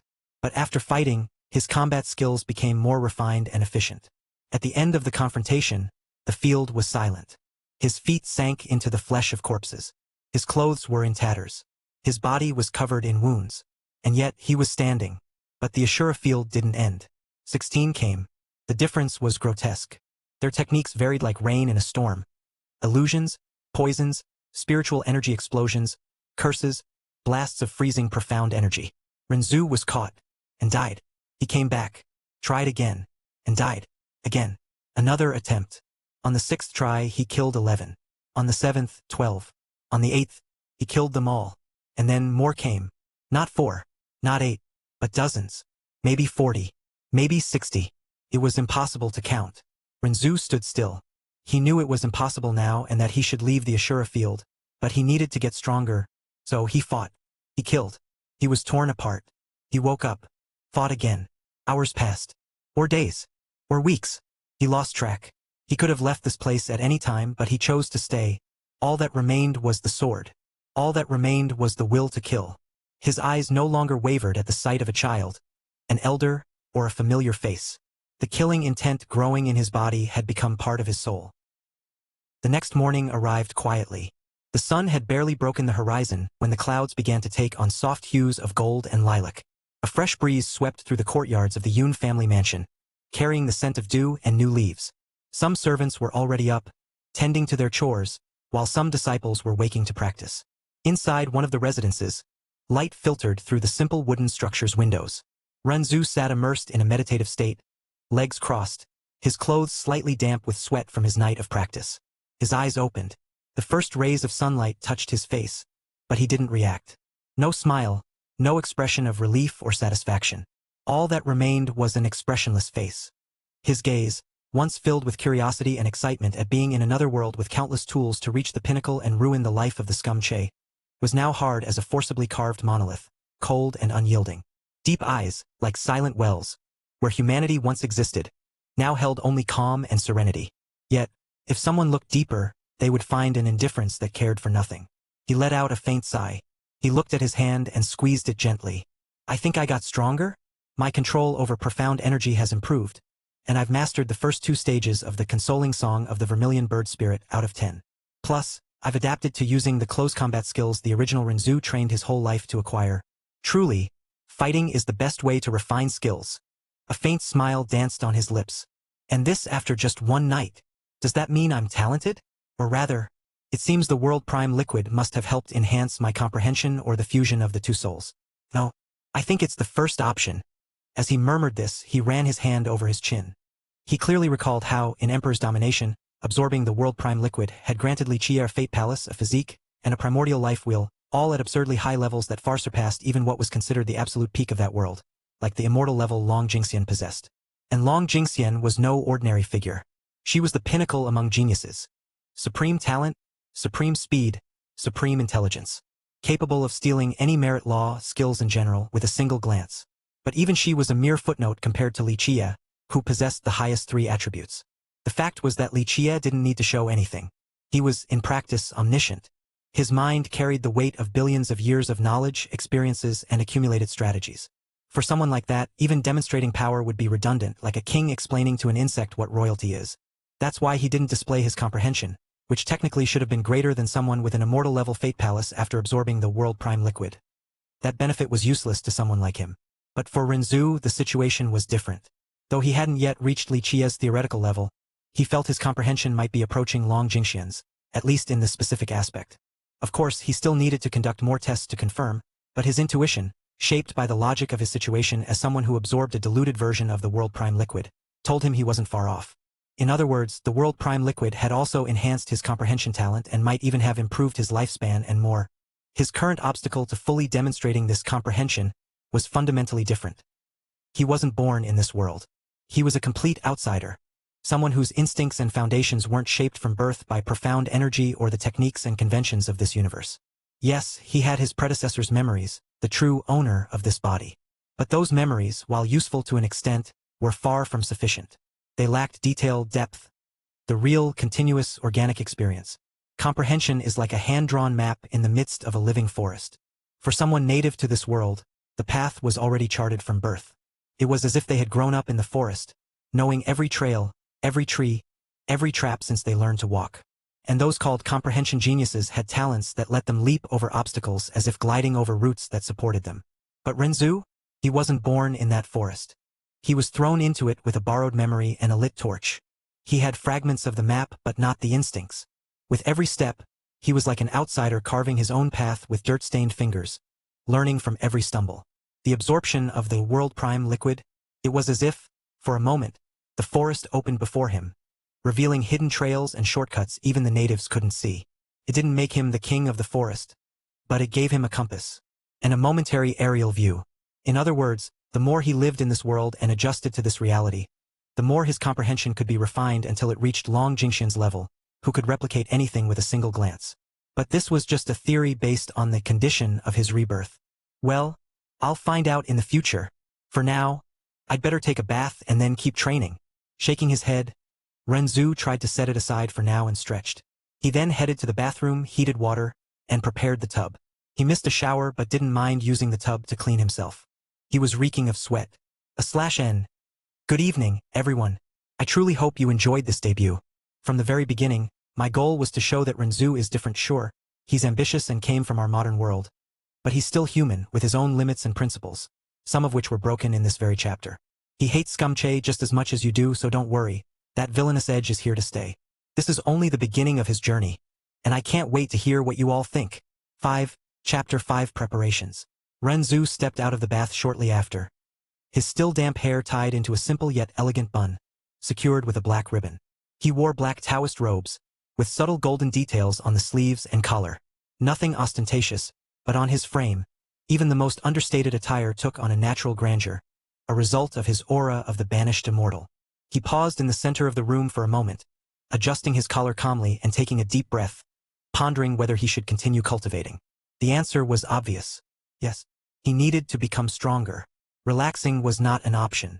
But first, there was something he needed to do. Inform the parents of the former owner of this body, or rather, his parents now, that he would enter seclusion for training. His predecessor might have been obsessed with cultivation and the profound path to escape the mockery of his peers, but he never failed to care for his parents. He always informed them of everything, even when he was about to dive into weeks of training. A small gesture, but one that spoke volumes about the kind of person he was.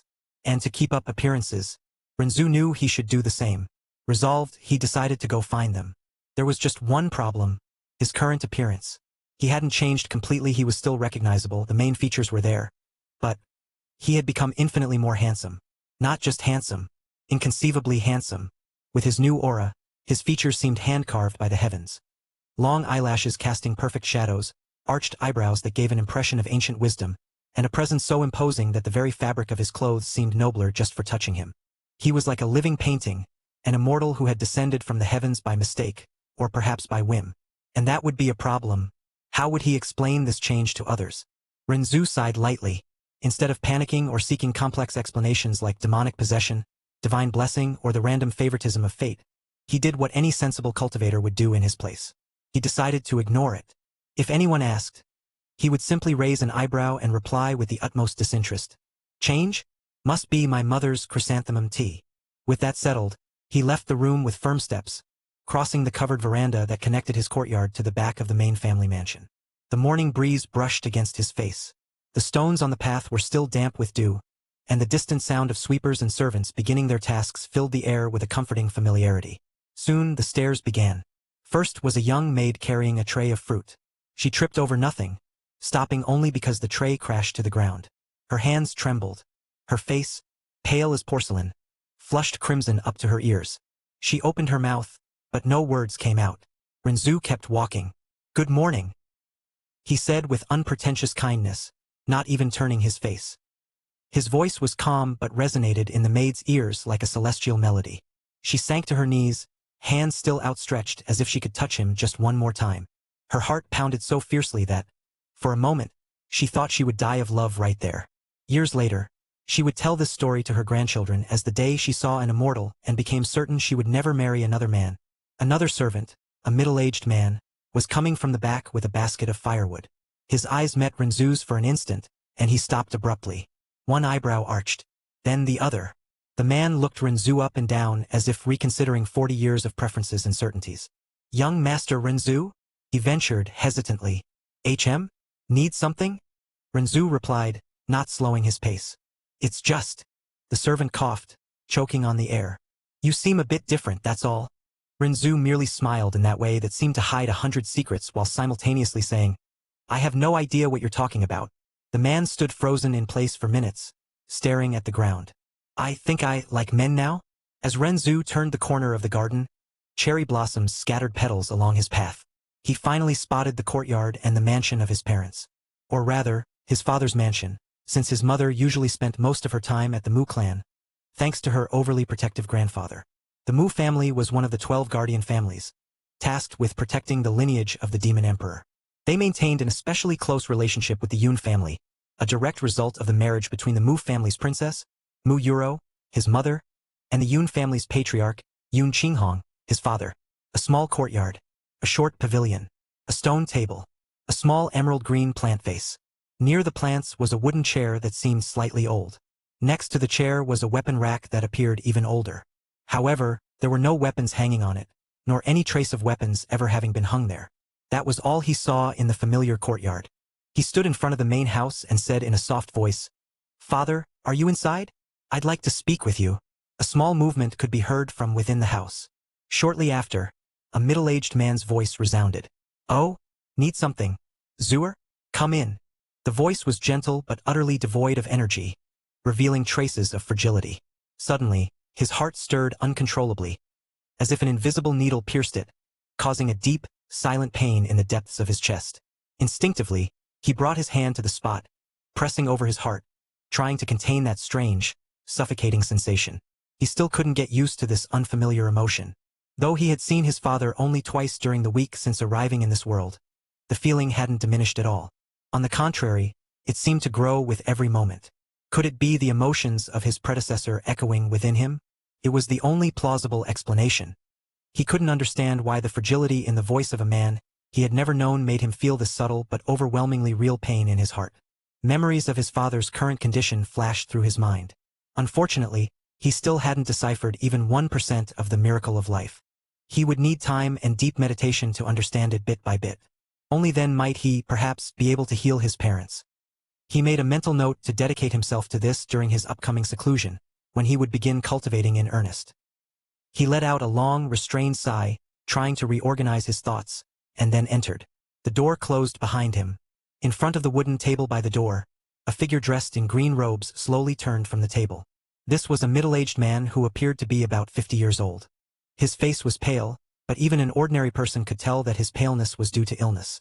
As a formidable, profound practitioner, his body had once maintained an extremely youthful state. However, what could be seen of his body now was a greatly aged state, with even 30% of his hair turned white. Yet these factors could not fully conceal the extraordinary temperament that transcended that of an ordinary person. His forehead still revealed a faint light of grace and calm. Even though his face had been redrawn with the marks of aging, his features still carried a refined look that could hardly be hidden. No matter who he was, no one would suspect that in his youth, He had undoubtedly possessed a rare beauty. Renzu greets his father. Renzu offered a formal salute. Yun Qinghong remained silent for a few seconds. His eyes, deep and still vibrant despite the weariness, scanned his son's face as if trying to confirm something his heart already suspected. It wasn't a cold analysis, it was the gaze of a father trying to understand a change he couldn't explain. Zuer, is it really you? Renzu raised an eyebrow, masking the slight discomfort with a casual touch to the collar of his robe. It's me, father. Why? His voice came out natural, light, almost distracted, as if he didn't quite understand the reason for the question. Yun Qinghong stared at him for a few more seconds, then, with a small gesture of his hand, dismissed the thought. No, it must be my imagination, he said, coughing shortly after. His palm closed over his lips, a dry, restrained sound that left the fragility of a body no longer matching the strength of its spirit lingering in the air. Maybe I'm getting too old to trust my own eyes, he added with a faint smile, trying to downplay his earlier comment. Cough, cough, cough, cough, cough. But immediately after, he began coughing severely. Renzu hurriedly stepped forward and said anxiously, Father, are you all right? Have you taken your medicine today? Yun Qinghong recovered quickly. Waving his hands lightly, he said with a smile, Your father is fine. The medicine I was supposed to take has naturally been taken. Otherwise, your mother would never forgive me. Renzu, inwardly, felt a pang of worry, but outwardly, he only returned a short, respectful smile. His father leaned back slightly, his arms resting on the wooden table as if the very act of maintaining his posture required effort. Then, with a softer gaze, he asked, Did you come to see me for a reason, Zuer? Yes, Renzu replied, lowering his head slightly. I came to inform you that I will enter seclusion. Yun Qinghong raised an eyebrow. For how long? A few months, maybe more, depending on how much progress I can make. There was a brief silence. The sound of the wind outside made the paper shutters rustle softly, and the faint aroma of old tea lingered in the air, subtle. His father nodded slowly. If it's for cultivation, then do what you must. But promise you'll take care of your health. Renzu nodded. I promise. Yun Qinghong observed him for a few more seconds, his face still serene but with that trace of silent worry that every father carries, no matter how much he trusts his son. Your face, it looks more mature, he said suddenly, almost as a stray comment lost in time. Renzu tilted his head slightly. Must be mother's chrysanthemum tea. Yun Qinghong laughed, or at least tried to. It sounded more like a muffled sigh. Of course, the tea. Once again, the conversation fell into a comfortable silence. I'm glad you came to tell me, Zuer, he said finally. Renzu paused for a moment. Then, with sincerity, he replied, I couldn't leave without telling you. You've always been there, even when others doubted me. Yun Qinghong closed his eyes for a brief moment, as if those words carried too much weight for his weary heart. And perhaps they did. When he opened his eyes again, he nodded. Then go. Cultivate. Do what needs to be done. Let me handle your mother after all. It's not the first time you've done this. Renzu bowed slightly in respect and turned to leave. But before he crossed the threshold, Yun Qinghong called out to him. Zuer. Renzu stopped and looked over his shoulder. If one day, it becomes too much to carry everything alone, you still have a home. Don't forget that. Your father isn't as useless as you might think. Don't be afraid to cause trouble or come to me for help. Renzu stood still for a moment. Then he smiled, a smile that needed no words, and he walked on. He walked calmly back to his courtyard while his mind wandered through countless other thoughts. The conversation with Yun Qinghong had been brief, almost simple, but it left a bitter taste in his mouth. He's not my father, he thought, eyes narrowing. But at the same time he is. The dilemma was subtle, cruel. Logic told him that Yun Qinghong was just a secondary character from a novel he had read in his past life. A name in a paragraph, the father of the protagonist he despised with every fiber of his being. Scumche. An arrogant, impulsive piece of trash, driven by hormones and luck, fawned over by women who should have been far above him, protected by a ridiculous plot and an ancestral goddess who treated him like the reincarnation of the Tao. Yes, he remembered it all too well.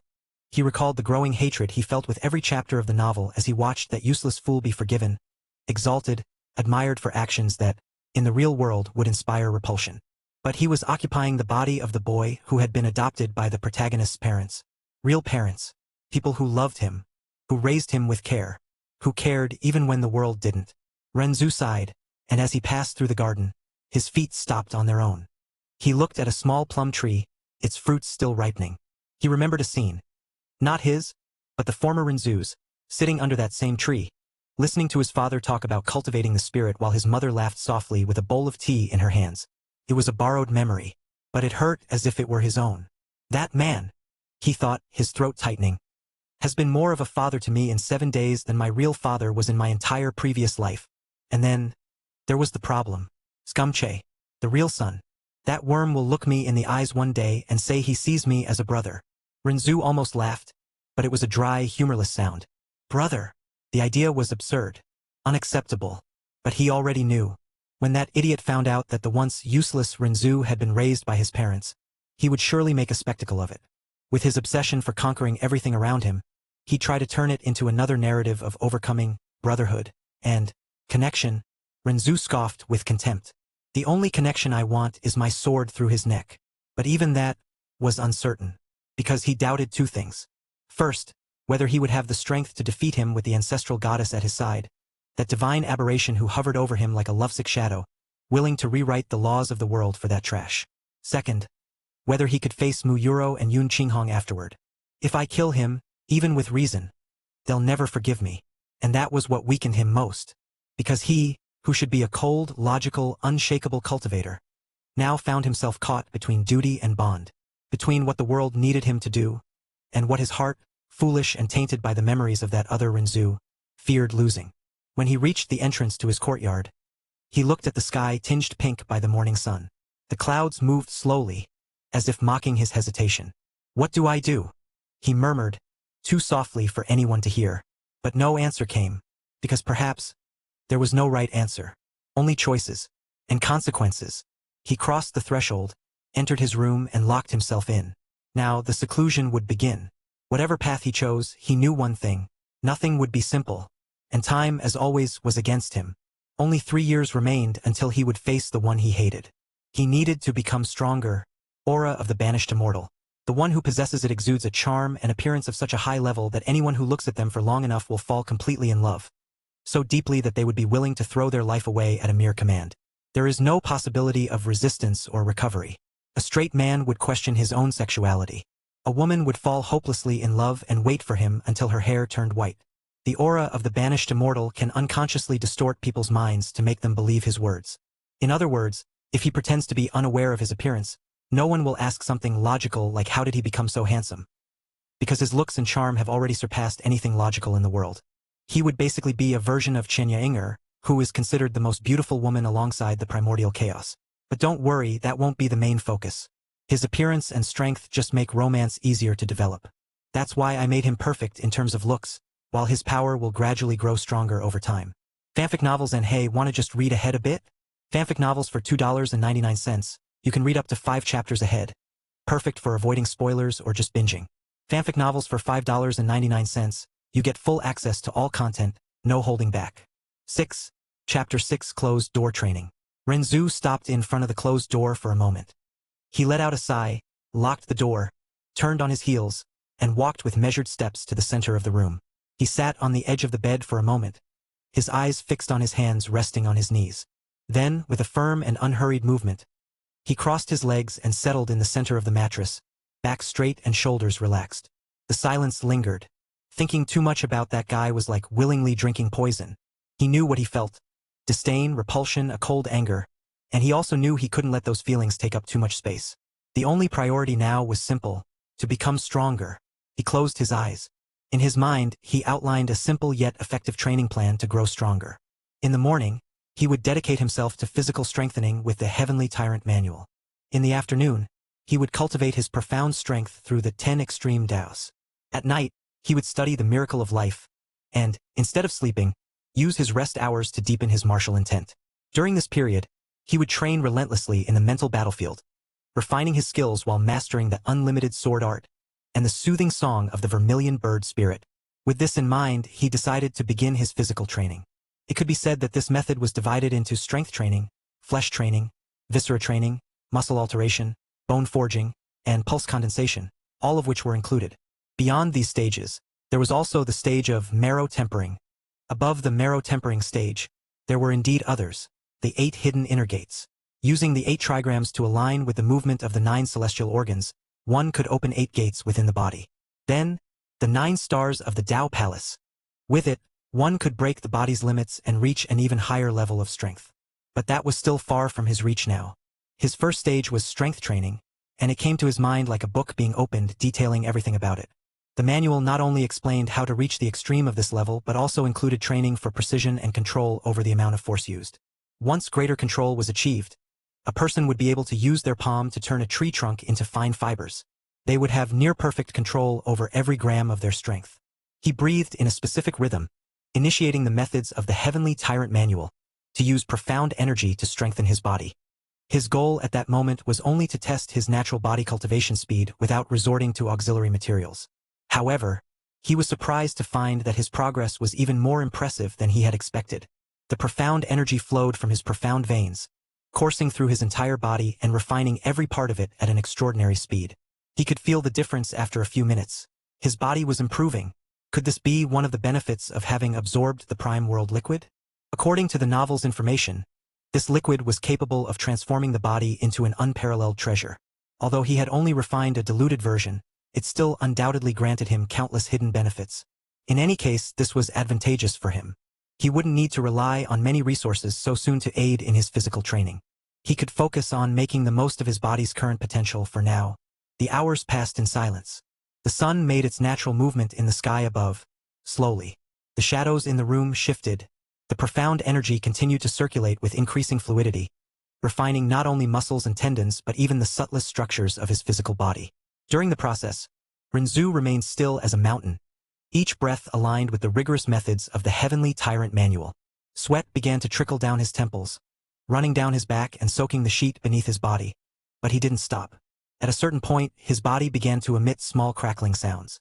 It was the sound of muscles compressing, tendons tightening with greater density, bones vibrating slightly under the pressure of physical progress. And then, finally, his black eyes snapped open. For a moment, they remained calm and impassive, reflecting only the emptiness of late morning. But soon, a faint smile appeared at the corners of his mouth, subtle, but brimming with confidence. He had reached the peak of strength training. Even without using a single drop of his profound strength, his body was already capable of exerting a brute force equivalent to 2,500 kilograms, far more than he had expected. He supposed this was due to the special nature of his physical body.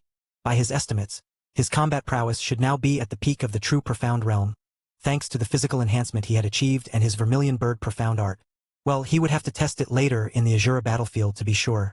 Something he had learned while killing enemies in that place, or perhaps an instinctive awareness inherited from the former owner of his body, was the ability to discern the cultivation level of those he faced. Even before strengthening his body after just one night of battles in that field, he was already capable of facing cultivators at the 4th level of the profound realm, despite being only at the 1st level. Rising from the bed, Renzu felt his body lighter, as if every part of him was vibrating with compressed vitality. His reflexes, the precision of his movements, the firmness of his steps, everything had been elevated to a new level. He observed his hands for a moment, rotating his wrists with curiosity. His bodily control had become almost perfect. "Let's see what it's like to punch with 2.5 tons of force," he murmured, taking 2 steps to the center of the room, inhaling deeply, grounding his stance, and focusing all his newly acquired strength into a single punch forward. The impact was silent for a moment. Then came the dry boom. The air in the room shook as if hit by a contained explosion. Renzu's punch didn't hit any walls, but the shockwaves spread with invisible violence. The generated wind rattled the paper windows as if a storm had passed through the room. The sound echoed through the ceiling beams, and fine dust fell from the cracks as if the house had trembled for a second. On the floor, a circular pattern of cracks spread around his feet, like webs slowly expanding across the floorboards. "There's really nothing more satisfying than a powerful body." Renzu observed the result with a light gasp, surprised but satisfied. He then calmly returned to the bed, crossed his legs again, wiped the sweat from his forehead with the back of his hand, and prepared for the second cycle of the day. Now it was time to cultivate his profound strength. Without hesitation, he closed his eyes again, positioned his fingers in a simple seal, and activated the 10 extreme das. Renzu's breathing slowed almost imperceptibly. The room's temperature rose slightly. It was as if his body had become the center of an invisible whirlwind. The profound energy between heaven and earth began to converge toward him, entering through his profound entrances rapidly. At first in small threads, then in dense streams, and finally, like a current pulled forcefully by a dam breaking. His profound veins opened with surprising veracity. The energy was drawn into his body at a pace that surpassed even the most optimistic expectations. Even extremely talented cultivators would take days to achieve what he was beginning to accumulate in minutes. The 10 extreme daos were not only a powerful technique that aided in faster cultivation. They also had 10 paths, of which he was following the path of fire. Thus, while cultivating his profound strength, he was also comprehending the law of fire. Doing both at the same time required considerable concentration, so his mind's full focus was on it. The energy entering through his profound entrances flowed like water through carved riverbeds, without resistance or reflux. With each complete cycle of the technique, he felt his profound veins expanding, strengthening little by little, while his mind tried to grasp the insights about fire described in the 10 extreme daos. Time passed. The daylight faded through the window slats, tinting the room with golden hues that slowly darkened. Outside, the distant sound of cicadas and the whisper of the wind in the leaves marked the fall of night. But inside that room, the world was in complete silence. Renzu continued cultivating. Hours had passed without him eating or drinking a single time. His body coped well due to his cultivation level, which allowed him to survive for several days solely on profound energy. The profound energy continued to flow, absorbed by his profound veins with almost abnormal efficiency. The law of fire slowly began to become clearer in his mind physically. He could feel a faint warmth growing in his chest, like a spark yearning to become a flame. But despite all the progress, he still hadn't broken through to the next level. When he finally slowed his breathing and allowed the energy to settle, he opened his eyes slowly. The darkness of the room enveloped him, but his night vision allowed him to see every detail with calm clarity. "Enough for today," he murmured calmly. Although he hadn't advanced to the second level of the true profound realm, he wasn't bothered by it. He knew the process would be slow, even with his unparalleled profound veins in this world and his high level of talent. He couldn't skip multiple levels in a few minutes. That would be too fantastical without some legacy or pill to justify it, right? He sat in silence for a few moments, breathing deeply. Then, without hesitation, he turned his attention to another priority: the miracle of life.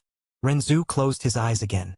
His consciousness touched this medical manual created by the goddess of life, Li Suo.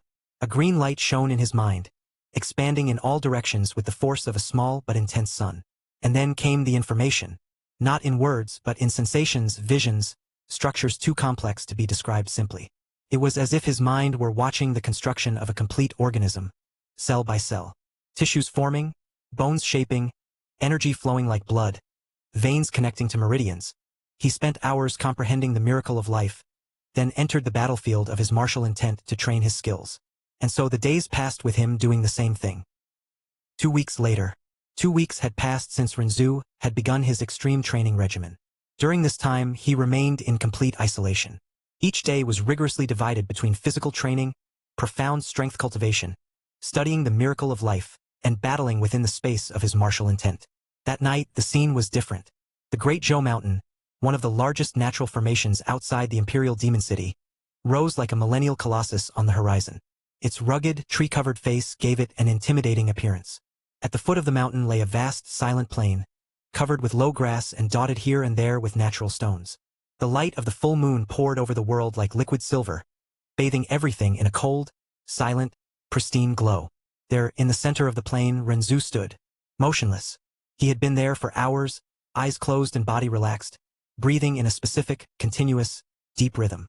Each inhalation seemed to draw in the very essence of the night sky. Each exhalation made the wind blow gently around him. It was as if the grass dancing in soft swirls around him moved because of his breathing. Dew had already accumulated on the taller blades. One drop, in particular, grew slowly on the edge of a curved leaf just above Renzu's head. And then, with the graceful slowness of nature, it fell. Plim. The drop landed softly on the tip of his extended finger, rolling across his skin until it rested in the center of his open palm. It was at that moment that he opened his eyes. Black, deep as a starless sky, yet calm as the surface of a frozen lake. Without a single word, he slowly closed his fingers, forming a firm fist. His shoulders aligned, the muscles in his legs tensed. A simple movement, but perfectly coordinated. And then he threw a punch. Boom! The sound reverberated like muffled thunder among the mountain slopes. The dewdrop, now propelled by the absurd force contained in that single blow, shot through the space in front of him like a streak of light. The massive rock, located over 30 meters away, exploded on impact. The solid block of stone cracked like glass under pressure and shattered into millions of pieces, each fragment reflecting the moonlight like broken stars. The impact was so clean, so focused, that the point where the drop struck was perfectly pierced, as if a beam had passed through the solid matter without causing chaotic dispersion. Silence returned, and Renzu remained still for a few more seconds, his fist still extended. Only his breathing resumed its slow rise and fall. "I finally did it," he murmured to himself. After a week locked in his room, training relentlessly, he decided to teleport through the ancestral spatial symbol to an isolated location where he could test his skills freely. He chose a remote mountain, perfect for training without interruptions. The blow he had just executed was exactly what he had been practicing throughout the following week. His goal was to perfect control over his strength until he achieved complete mastery. His idea was to control his strength to the point of not destroying the dewdrop and instead propel it to be used as a bullet. It might seem simple, but it was utterly absurd and required incredible control. He had to exert immense effort to reach this level, and it brought him many benefits. His speed in releasing profound energy, switching between techniques, and everything else skyrocketed to an entirely different level. The dewdrop, composed of a highly unstable and fragile molecular structure with almost no mass of its own, was the ultimate test of strength control. The slightest wrong vibration, the smallest deviation in pressure, and it would shatter or evaporate instantly. Instead, Renzu wanted it to absorb his strength, convert the momentum, and be launched with concentrated speed and density, like a high-penetration projectile. But for that, the punch couldn't just be strong. It had to be absurdly precise. From a technical standpoint, what he sought was a perfect combination of three factors. Energy transfer without dissipation. The punch's impact needed to transfer kinetic energy to the drop directionally, without causing distortions that would scatter it. This meant his palm, fist, muscles, and entire body needed to operate in perfect synchrony. Micro-adjustment of force per contact area. Every square centimeter of his hand needed to exert exact force, measured in grams per millimeter. A difference of 0.01 kilograms could mean the drop's destruction or inertia. And finally, synchronization between breathing, pulse, and profound energy conduction. For this, he had to learn to condense the energy at the exact moment of contact, without recoiling or letting a single thread escape. The result was not just a dewdrop flying like a bullet. It was a complete breakthrough in his ability to manipulate profound strength. By achieving this meticulous control, Renzu also drastically increased his speed in activating techniques, his energy consumption efficiency, since he now used energy only at the exact point needed without leaks or waste, and finally, his bodily reaction time, as the training required reading micronatural events like the moment the drop detaches from the leaf, which refined his kinesthetic and instinctive perception to superhuman levels. It was a highly effective training, and he had to dedicate a significant amount of time to achieve it. But, obviously, even with the addition of this new training to his routine, it didn't undergo any significant changes. He still trained his body in the morning, cultivated in the afternoon, and studied the goddess of life's medical manual at night before diving into the battlefield to refine his skills. Thanks to his constant efforts, he reached the fourth level of the true profound realm. Additionally, he was almost at the peak of the first layer of the 10 extreme Daos, and his mastery over the fire element was becoming superb. Beyond his cultivation, he had also reached the peak of flesh training, the stage following strength training, in the Heavenly Tyrant Manual. To reach this stage so quickly, he relied on the aid of some special herbs. He had used 3 slices of crimson blood ginseng, acquired in the hidden Imperial Demon City. In fact, anticipating his future needs, he purchased various herb seeds mentioned in the manual in his mind. Using his life spirit flame, he magically accelerated the growth of these plants, making them mature quickly. This method completely eliminated his concerns about resources for cultivation. Speaking of the body, he had basically achieved comprehension of 1/10 of the miracle of life. Currently, he was not only capable of identifying and curing many diseases but also able to open the profound entrances of a practitioner. Finally, he possessed complete knowledge of the entire human body, having learned full human anatomy and being capable of using some acupuncture. But his greatest gain was, without a doubt, in his combat prowess. Every night, he spent at least 8 hours in the Azura battlefield, fighting and killing countless enemies while refining his skills. This process drastically increased his killing intent. He had already eliminated tens of thousands of opponents. His battle experience became as vast as that of old monsters hundreds of years old. During this period, he successfully mastered up to the 10th stage of the Soothing Song of the Vermilion Bird Spirit and achieved initial success in the Unlimited Sword Art. He relaxed his arm and let it fall to his side, looking at the spot where the rock had once been. On the ground, a small crater smoked lightly, as if reality itself had been scratched. Renzu looked up. The full moon seemed higher now. Getting stronger was fun. A calm smile appeared on his lips before he resumed training. Fanfic novels and hey, wanna just read ahead a bit? Fanfic novels for $2.99. You can read up to 5 chapters ahead. perfect for avoiding spoilers or just binging. Fanfic novels for $5.99. You get full access to all content, no holding back. 7. Chapter 7. 3 months later. 3 months later. The night was thick as spilled ink across the sky, not a single star visible. The depths of the Great Zhou Mountain were immersed in dense shadows, where even the moonlight dared not fully penetrate. It was in this abyss of darkness and silence that the boom occurred. Boom! A sonic sound cut through the air like an invisible spear, making the surrounding trees bend under the brutal pressure of the shockwave. Stones broke loose from the slopes, animals instinctively retreated, and the ground trembled as if the mountain itself were about to collapse. At the center of the devastation, the colossal body of an earth-profound beast lay motionless. The creature was over 10 meters long, with a muscular, elongated body resembling a mix between a lion and a draconic centipede. Its back was covered by a glossy black carapace made of mineral scales that seemed forged under immense heat, each reflecting light like molten metal beneath ashes. Two curved, bony mandibles protruded from its head, resembling natural cranes capable of crushing rocks with ease. Its eyes, 3 on each side, glowed in a dull amber hue, cold and unmoving, as if not meant to see but to hunt by vibration and heat. The creature had 6 powerful legs, each ending in claws made of natural obsidian, sharp as blades and heavy enough to leave craters upon touching the ground. Between the segments of its torso, rigid spines sprouted, rising like spears whenever it prepared to attack. At its tail, there was a protrusion resembling a stone hammer wrapped in veins of dried lava, vibrating faintly with compressed, profound energy. When enraged, the tail would heat up until it emitted a reddish glow, like embers about to ignite. There was a clean hole piercing its thorax, a perfect circle of torn flesh, pulverized bones, and dispersed vital essence. The smell of blood and profound energy lingered in the air like a dense mist. This beast was a Inmu, also known as the Terror of the Depths. It was half a step away from reaching the strength level of a sky-profound beast, meaning it possessed a cultivation level at the peak of the earth-profound realm, equivalent to a cultivator in the first or second level of the sky-profound realm in terms of combat prowess. The truth was that most profound beasts were stronger than human cultivators due to their resilient and absurdly stronger bodies. Renzu let out a soft sigh. He retracted his arm, rotating his wrist naturally. He wore only a reinforced combat robe, marked by cuts, dust, and traces of blood. None of it his, of course. The beast didn't even have time to react. The fist he used to pierce the monster carried only his brute strength, the result of 3 months of intense training and an absurdly refined control over every aspect of his body. His mastery was so precise that he could gather an exact amount of energy into a minuscule point and release it with near-perfect precision. This level of control elevated the activation speed of his profound strength to an almost instantaneous level. In simple terms, he could apply all his strength in a gentle touch and still reduce a rock the size of a small hill to dust. Another example. Regardless of the enemy's external defense level, he could concentrate his profound energy directly inside the opponent's body, causing internal destruction. The physical application of this technique was complex, requiring near-superhuman synchronization, but if fully mastered, his combat prowess would reach a new, unmatched level. But he supposed it would take a few years to achieve such a level. Renzu raised his eyes, allowing the silence to reclaim the surroundings. He took a deep breath. This was his current training ground, a natural labyrinth of caves, tunnels, and hidden valleys within the Great Zhou Mountain, where cultivators rarely tread due to the absurd number of powerful, profound beasts.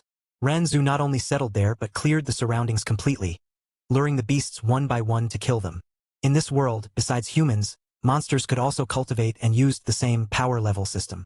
However, what differentiated them from human cultivators was the presence of so-called profound cores. Ordinary beasts didn't possess these cores in their bodies. From nascent profound beasts onward, however, profound cores existed in all adult beasts, functioning similarly to the core of profound veins in humans. Nascent profound cores were the easiest to obtain and, consequently, the cheapest. They were usually sold for prices ranging from a dozen to a few hundred yellow profound coins. However, as the core's classification increased, its value grew exponentially. In weaker nations, a single Earth profound core could be sold for an astronomical price. Sky profound cores were considered priceless treasures. As for the legendary Emperor profound cores, well, although they weren't extremely rare in the Imperial Demon City of the illusory demon realm, they still held extraordinarily high value and were highly coveted. That was why he was hunting profound beasts. Although he had followed the routine he planned initially, over the 3 months that passed, he also changed a bit and began hunting profound beasts to sell their cores and earn money to buy the resources he needed. After 3 months, Renzu broke through from the 4th level of the true profound realm to the 10th level of the spiritual profound realm. He was only half a step away from the earth profound realm. Despite the impressive speed at which he advanced several cultivation levels, he still considered his current level low. However, that didn't worry him in the slightest, as his combat power was simply terrifying. Thanks to his continuous efforts, his body training had reached the marrow tempering level, and he had cultivated about 60% of that stage. In the traditional path of physical cultivation, the martial artist progressed from strength training to flesh training, then to viscera training, followed by muscle alteration and bone forging. At each stage, profound energy seeped deeper into the body, becoming more integrated and efficient. When it finally penetrated the bone marrow, the phase known as marrow tempering began. Although he had consumed many resources to reach this level, the result was impressive. His body now possessed an additional strength of 60,000 kilograms, fully under his control.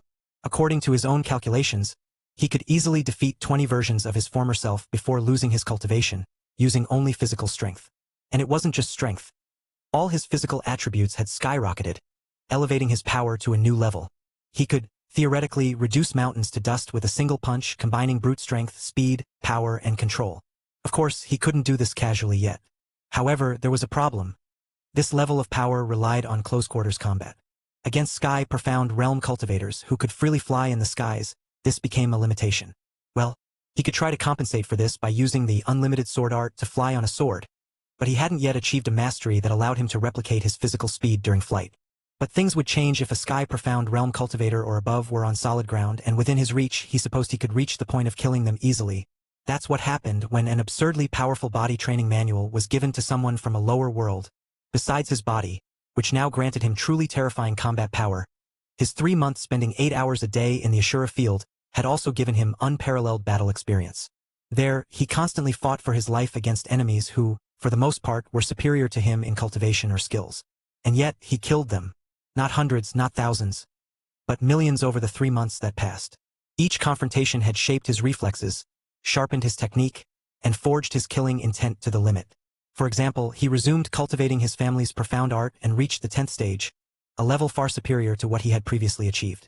The purple cloud art is the fundamental technique of the Yun family. With lightning attributes, its profound energy manifests in a purple color. Although it wasn't as impressive as some of his other profound arts, he still decided to master it, as it was the main profound art of his body's former owner. Besides fully mastering this technique, he also successfully advanced to the 3rd sword of the unlimited sword art, an art divided into 7 swords. For the 4 lower-level swords, one who masters them can already be considered a sword master. By training the 1st sword, the cultivator can defend against hundreds of enemies, manipulating blades in the air as extensions of their own will. With 2 swords, one can resist 1,000 adversaries, with 3 stand against 10,000. Upon reaching the 4th sword, the cultivator awakens the so-called spiritual sword techniques, instantly doubling their destructive power. After the lower level came the intermediate level. Upon mastering the 2 intermediate swords, the title of Sword Saint becomes appropriate. A Sword Saint, even with a single sword, can control 10,000 blades. The exact number varies depending on the density and quality of the available profound energy, but for such figures, the sky becomes an arsenal. Upon mastering the 2nd intermediate sword, the cultivator can form sword stars, manifestations that replicate the stars in the firmament. For each star visible in the sky, a stellar sword can be summoned. Finally, at the absolute pinnacle lies the mastery of the superior level swords, the domain of the sword god. A true sword god possesses infinite swords, absolute control over the Tao of the blade. Nothing escapes their blade, and no creature can stand before their judgment. Their cut is not merely physical. It is a truth that tears the world apart. If someone became a sword god, then the world would have no choice. All creatures, mortal or immortal, would bow before them. Within the hilt of the sword he kept hidden under his robes rested an arsenal worthy of challenging the heavens. 180,000 beginner-level swords, 150,000 refined swords, 2,995 origin swords, and 5 divine swords. In combat, he was already capable of simultaneously manipulating over 3,000 beginner swords, 2 refined swords, and even 1 origin sword, a feat that would require centuries of dedication from a talented sword path cultivator. But the true monstrosity lay in the fact that he had become one with each of these swords. Each sword had its own soul, weight, intent, rhythm, and thirst for blood, and he understood them deeply, as if he had been born to wield them all. 3 months. That was all it took to achieve this. Calling his sword talent supreme would be an insult. Perhaps that's why he chose to fight with his fists, because he felt that if he used the sword, he would kill his enemies too easily. Another important point worth highlighting is that he had reached the 2nd layer of the 10 extreme Taos. he successfully cultivated to the pinnacle of the fire path, becoming completely immune to any type of flame. Moreover, he began to control the fire element as naturally as he breathed, even flames generated by other cultivators. In fact, any fire-based profound art had become useless against him. As he needed to choose another element to cultivate the 10 extreme Daos, he chose the lightning element, having an idea to accelerate his progress on this path. As for the miracle of life, Renzu now understood over 60% of the manual, enough to perform bodily diagnoses with a simple touch or glance. He could even grant heavenly god profound veins to someone, easily opening profound entrances, use medical skills to disguise himself, knew every molecule of human anatomy, and had a greater understanding of light profound energy. He thought about soon healing his parents. With a sigh, he approached the carcass of the profound beast and, with a swift movement, removed the creature's core. The energy within it swirled with an intense amber light, a sign of the high purity accumulated over decades. He observed the core for a moment before storing it. Renzu shrugged lightly. Now that the hunt for profound cores is over, a stroll wouldn't hurt. In the next instant, a long, elegant sword appeared in his hand as if it had sprouted from the air. Its blade emitted a silvery glow, with ripples of light flowing gently along its length, as if the metal itself were alive, pulsing. There was no sound, no wind, just a silent manifestation of pure sword intent. With a light push of his feet, he rose into the air, and the sword followed naturally, positioning itself under his feet as an extension of his own body. Energy flowed effortlessly, forming a thin layer around him, cutting through the air with a speed impossible to track with the naked eye. Whoosh! In the blink of an eye, he had already shot beyond the clearing. The strong wind whipped against his tattered robe, but Renzu remained as still as a mountain amidst a storm. The sword beneath his feet didn't tremble in the slightest. It was stable, perfect, sharp as a bolt of lightning. He controlled the blade with such mastery that every curve, dive, and swerve in the air was executed with near-artistic precision. He darted through the hidden valleys of the Great Zhou Mountain, slicing through low clouds, leaving a trail of pressure in the air and sparkling embers where the sword's metal tore through the suspended moisture. Below, the trees bent in his wake. After a few minutes feeling the wind against his face, Renzu frowned. Had he seen a lake? Slowing down, he approached cautiously. It was a very small lake. In fact, it was barely larger than a pond, and with a single glance, its limits were visible. However, the water was exceptionally clear. Even under the hazy moonlight, he could see straight to the bottom. The area within 70 meters of the lake was covered in thick, wild, uneven foliage, but the plants growing there didn't have a healthy green hue. Instead, they seemed dry and wilted. Within this circle around the lake, an area that should have been more than suitable for plants to thrive, there wasn't a single blade of grass growing. It was just barren land. The night breeze moved away from the lake's surface, and this wind, which should have carried a cool, refreshing sensation from the lake's water, instead made him experience a unique feeling of dry heat, which was extremely bizarre. His heart skipped a beat, and he crouched, dipping his hand into the lake. The water wasn't cold. Instead, it was almost at body temperature. The Imperial Demon City was located in the north of the illusory demon realm, thus, it should be a cold region. At that moment, being nighttime, the lake's water should have been cold to the point of freezing. It definitely shouldn't have been warm like this, and upon approaching, he could sense that this heat was the result of flames that were not inferior to his own vermilion bird flames. Was it from the Golden Crow? Was someone possessing the Golden Crow's lineage there? In the illusory demon royal family, everyone possessed some degree of the Golden Crow lineage, and the Demon Emperor's lineage had the purest of them. Could it be possible that someone from the illusory demon royal family had bathed in this lake? Could it be? Approaching a bit closer, he completely concealed his presence and descended from the sword, hiding behind the bushes. The foliage wasn't very tall, but it was extremely dense, enough to cover his entire body. Not long after he hid, a vague figure appeared in the sky directly within his field of vision. Then, in just a fraction of a second, the figure seemed to glide through the night sky like flowing light, closing in until it was only 100 meters from where he was. So fast, Renzu exclaimed in his heart. At the same time, he quickly lowered his head to avoid the other noticing his gaze. Once one's spiritual perception reached a certain level, even without using their eyes, they could sense if they were being watched. And he had that kind of ability. The astonishing speed of the other person was the manifestation of an incomparably intense force. This person's strength might not even lose to that of his father, Yun Qinghong. Soon after Renzu made his gaze more discreet, he suddenly noticed that the other person's speed had noticeably slowed. Then, they stopped not far from where he was, still hovering in the air. A profound energy aura was released from this person's body and swept the surrounding area. It also passed over him but continued without stopping. This was proof that he still hadn't been detected. But when the profound energy aura passed through his body, it made him go violently rigid, his organs suddenly contracting. A bone-chilling shiver filled him completely, seeping even into his blood. This person, what a terrifying aura! Renzu was fully convinced that the strength of this profound energy aura was not inferior to Yun Qinghong's in any way.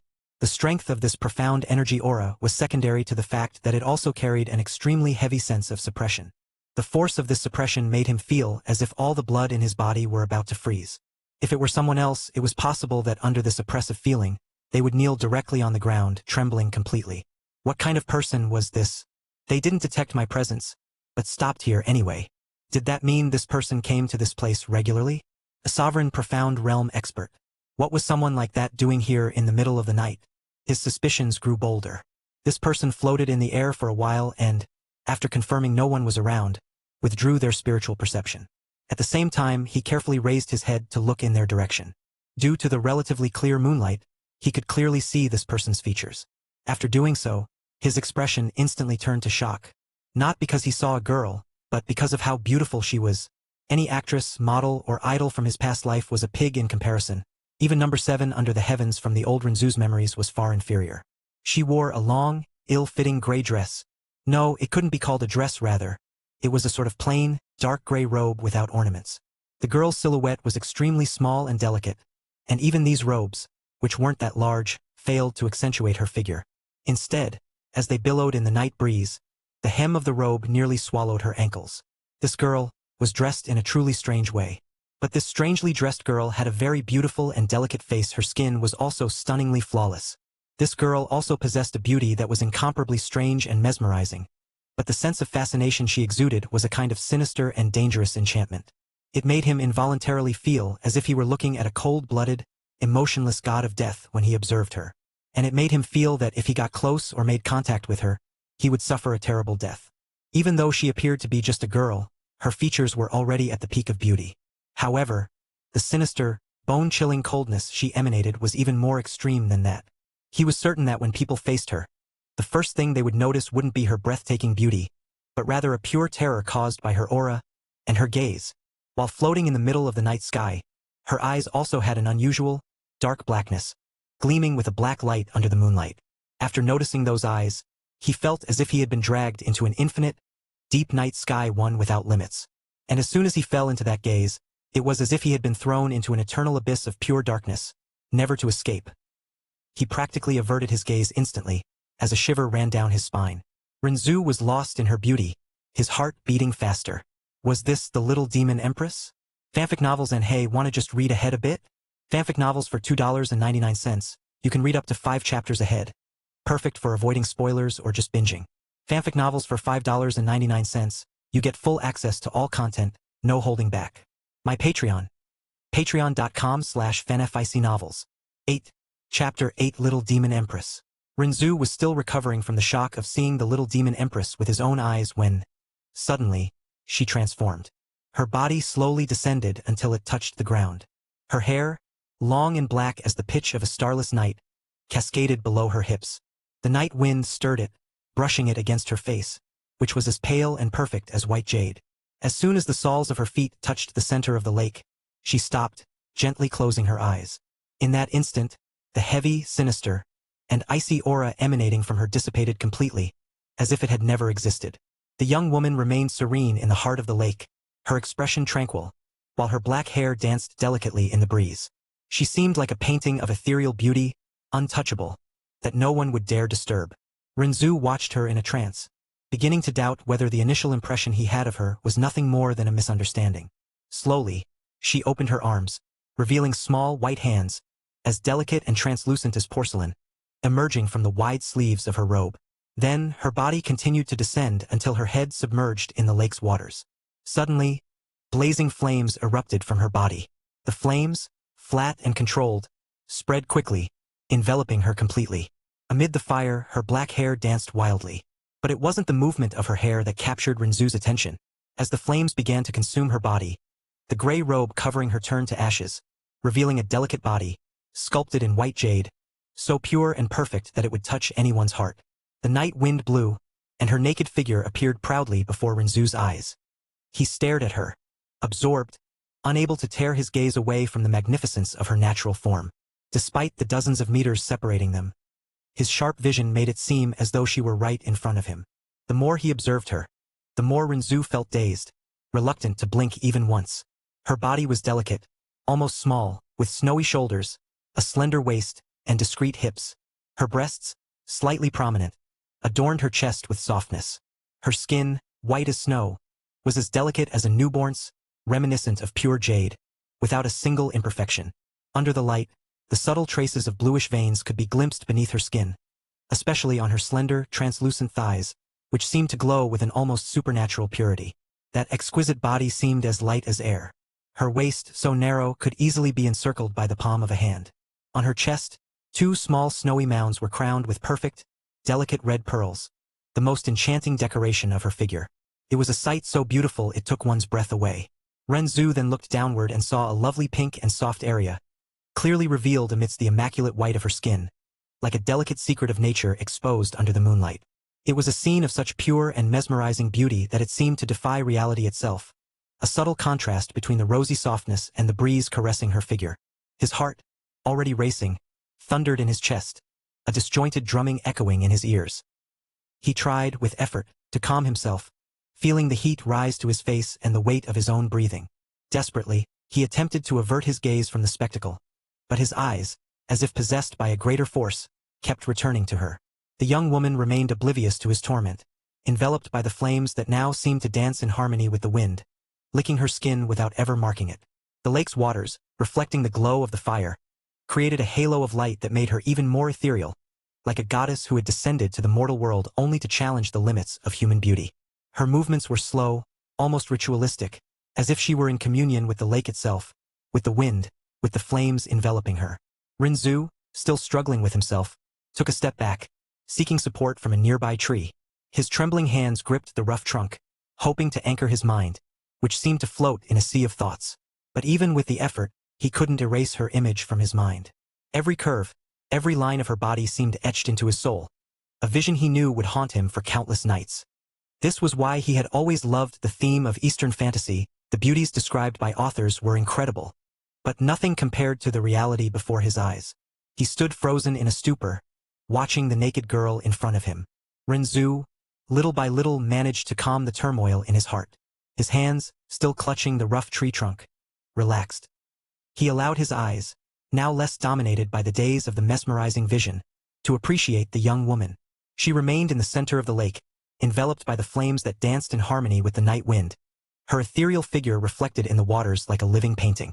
Her beauty was undeniable, and as various thoughts flooded his mind, igniting a certain fire in his body, he began to shift his attention to another detail: the flames surrounding her. They were the golden crow flames, or rather, a weaker version of them, but still carrying traces of the fiery, untamed essence of the legendary bird. Renzu recalled the details his predecessor had read when younger in some books. Although members of the illusory demon royal family possessed the bloodline of the golden crow, this heritage was passed down through generations, diluting over time. The flames they conjured, though far more powerful than ordinary profound flames, could not be considered the true power of the golden crow. The last person to wield the authentic golden crow flames was the late demon emperor, the only one who, according to legends, had been accepted and blessed by the golden crow. He knew that only those who received the golden crow's blood could access the true flames and the profound art known as Record of the Burning World. Without this blessing, members of the illusory demon royal family relied on their bloodline heritage to ignite flames that carried only characteristics of the golden crow. Furthermore, everyone in the family, except the demon emperor, cultivated other forms of profound fire arts, complementing their abilities with varied techniques. He couldn't help but compare the golden crow flames to other legendary ones. His mind wandered to the 3 supreme fire beasts: the vermilion bird, the phoenix, and the golden crow. He recalled that, in terms of overall strength, the vermilion bird was considered the most powerful, followed by the phoenix, and lastly, the golden crow. However, when it came to the pure power of flames, the golden crow reigned supreme. This was because strength wasn't the only criterion. The vermilion bird's flames possessed divine attributes, feared in the primordial era by the demon race that lived alongside the god race. Called Flame of Salvation, they held an almost sacred power. The phoenix's flames, in turn, were benevolent, capable not only of destroying but also of purifying, earning the name Flame of the Lyrical World. The golden crow's flames, however, were the pure essence of destruction. Known as the sun bird, the golden crow was, according to legends, an extreme divine being born from the core of the sun. Its flames, scorching and violent, had no purpose other than annihilation. It was said that there was nothing in the universe that the golden crow's fire could not burn. Of course, this ranking was based on the recognition of the masses' hearts. Although the golden crow was not an evil beast, its emotions were as intense and untamed as its flames, making it less revered than the vermilion bird with its salvation or the phoenix with its lyrical world. However, the golden crow's fierce personality did not accept such a hierarchy. Recalling this, he couldn't help but feel a bit insecure about how to obtain the golden crow's bloodline. The three supreme beasts did not like each other. All believed their flames were the most powerful in the universe. If a person possessed the bloodline of one of the three, the others would never allow their bloodline to coexist. Especially the golden crow. His personality was extremely irritable and inflexible. Expecting it to grant its legacy to someone with the vermilion bird's bloodline was a task that was technically almost impossible. When he chose to merge with the vermilion bird's bloodline, essentially becoming its full heir, he had already considered that obtaining the golden crow's bloodline afterward might be more complicated. Still, he already had a plan in mind, one that used this very bloodline as the key to achieving what he wanted. His greatest advantage was knowing many secrets of this world, and obviously, he would use them to get what he desired. The story of Against the Gods ceased to be just a story the moment he began living in this world, and his secondary role went down the drain along with it. He didn't give a damn about the plot. Even before he had none of the things he fished from that lake. His intention was never to accept his role and stay quiet. The reason for his insecurity was that he truly didn't know if this plan would work. It was his only chance. If it failed, it was game over. Snapping out of his thoughts, his eyes, as if guided by an irresistible force, returned to the young woman in the center of the lake. The sight of her reignited that warmth in his chest. But as he admired her, a sudden, chilling thought cut through his mind like a blade. If she discovered I saw her in this intimate moment, I'd be dead. The weight of that possibility made his heart race again with a mix of fear and caution.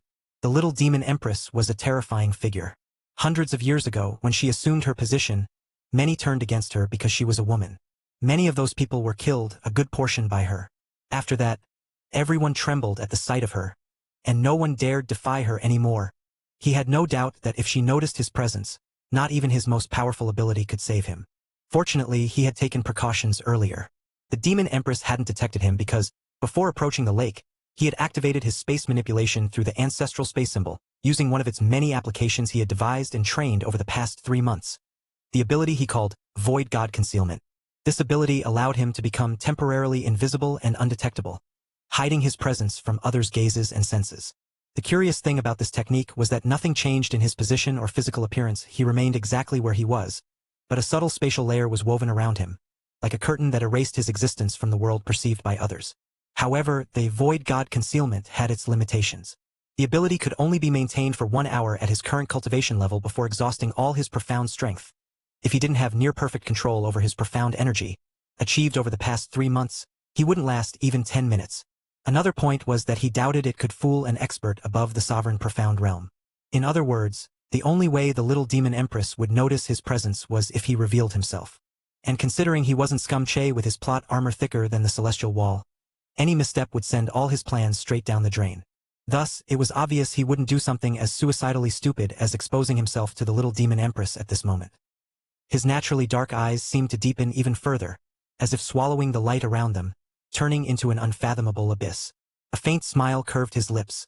In his mind, the pieces of a bold plan began to align. Like stars in a constellation he was drawing himself.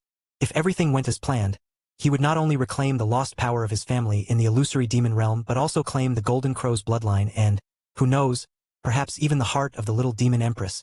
But for now, he needed to get out of there. Taking one last good look at the breathtaking beauty before his eyes, Renzu, with his heart still racing from the sight of the little demon empress and the adrenaline of his precarious situation, made that quick decision. He knew that staying there, even protected by the Void God Concealment, was too risky.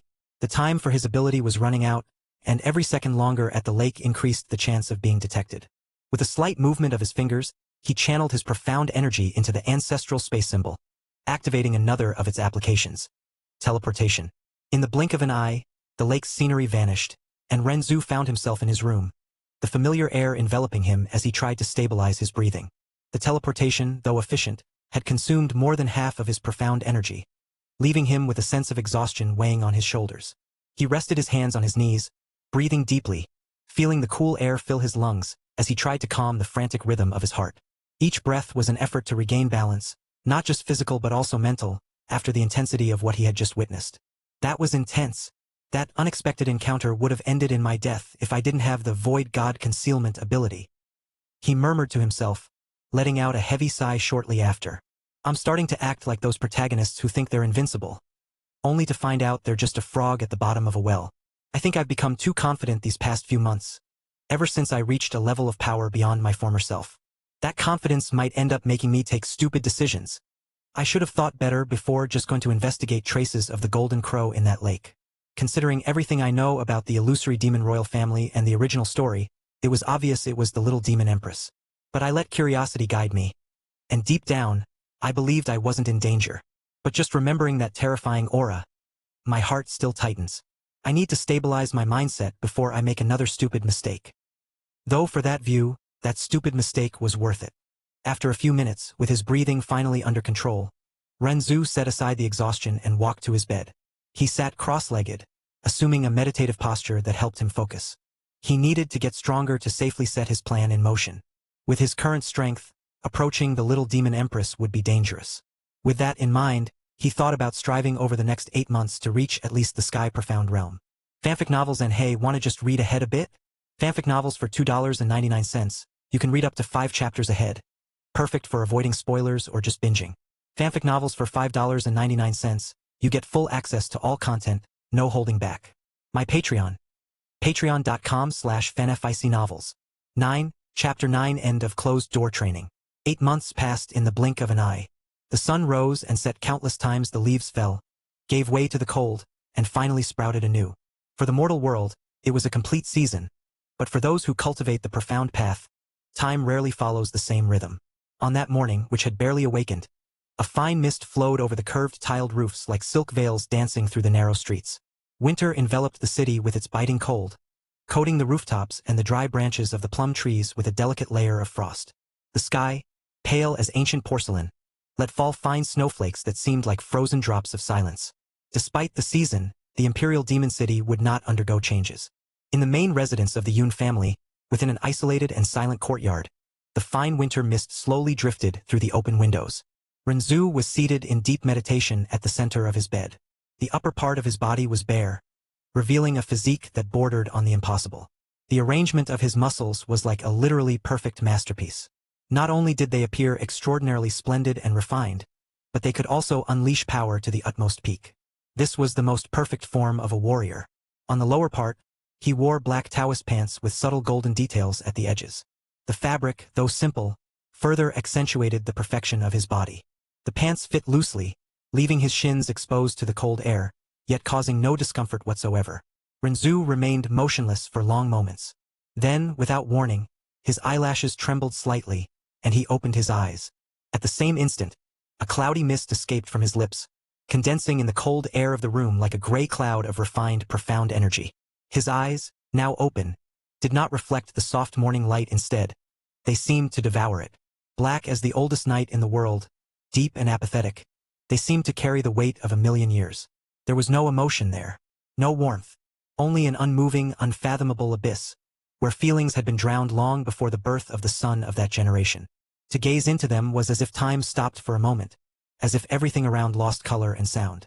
But if someone dared to look closer, they would perceive something even more terrifying.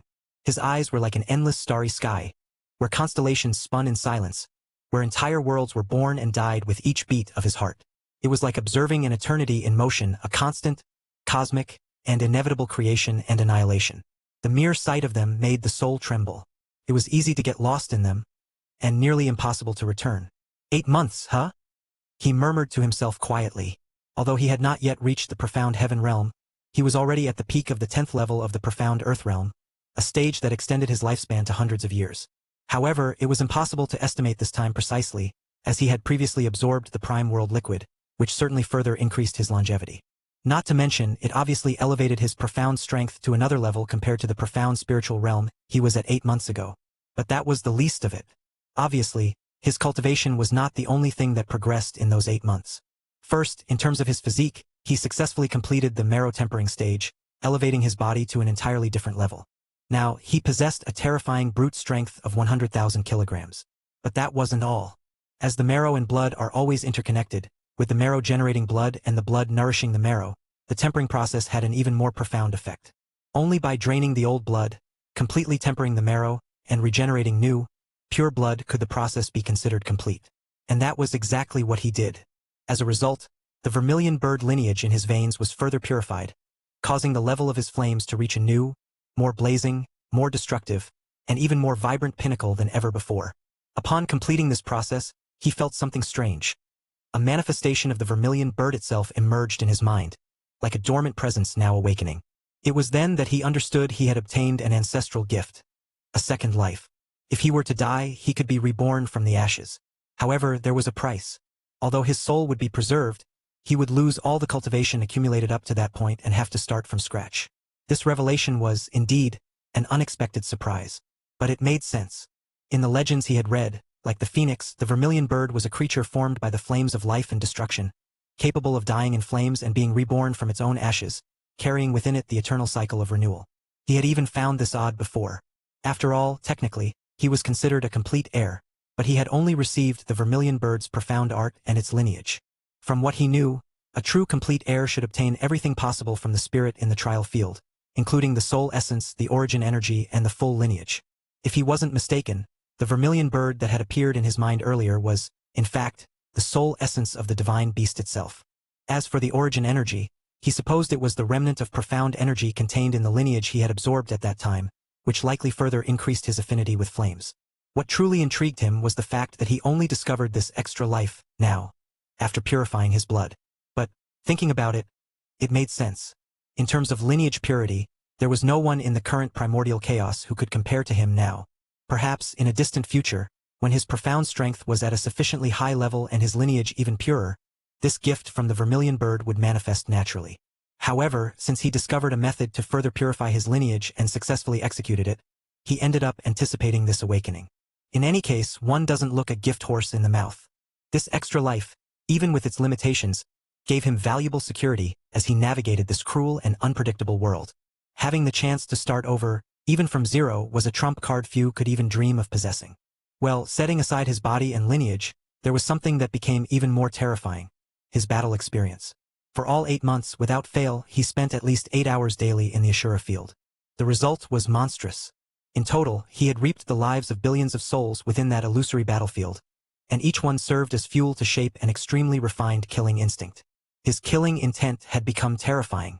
To ensure his killing intent didn't become just a convenient skill to intimidate weaker cultivators, he refined it to the extreme and, over the 8 months, created a unique, profound art: the art of the slaughter god. In the final months of training, he managed to establish the first stage of this art, named Killer Heart. This stage consisted of the direct fusion of his killing intent with his profound energy, not only exponentially amplifying his destructive power but also allowing it to manifest tangibly, even condensing in his eyes for a direct attack. This technique became known as one thought to kill.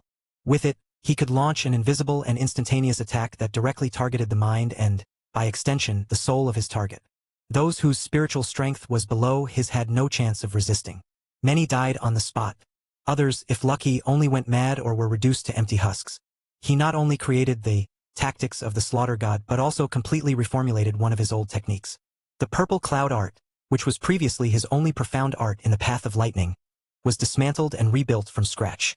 With his understanding of the law of lightning already at its peak, the process was natural.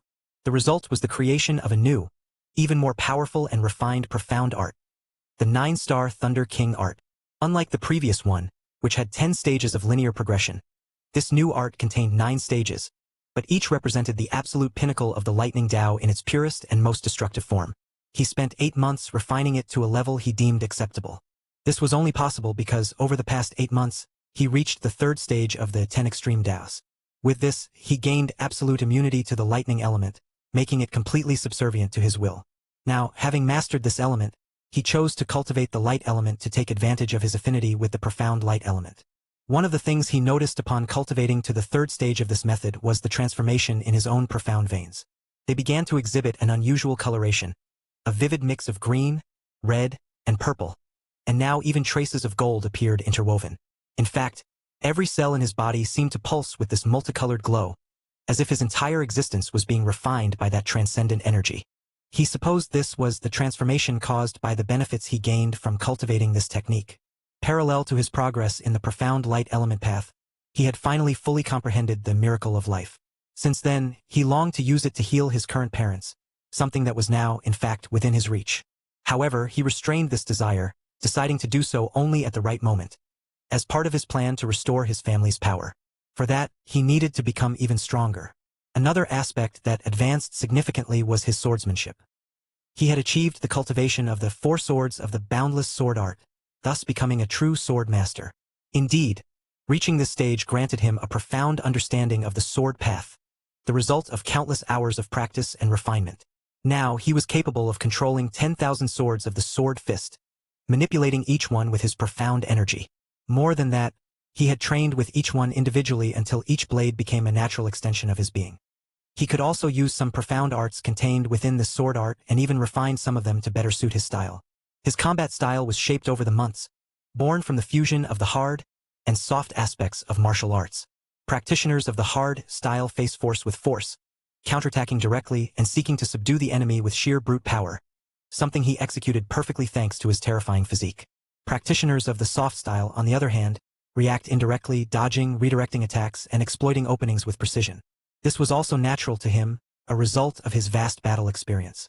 By combining both extremes, he created a singular style, firm as thunder, fluid as water.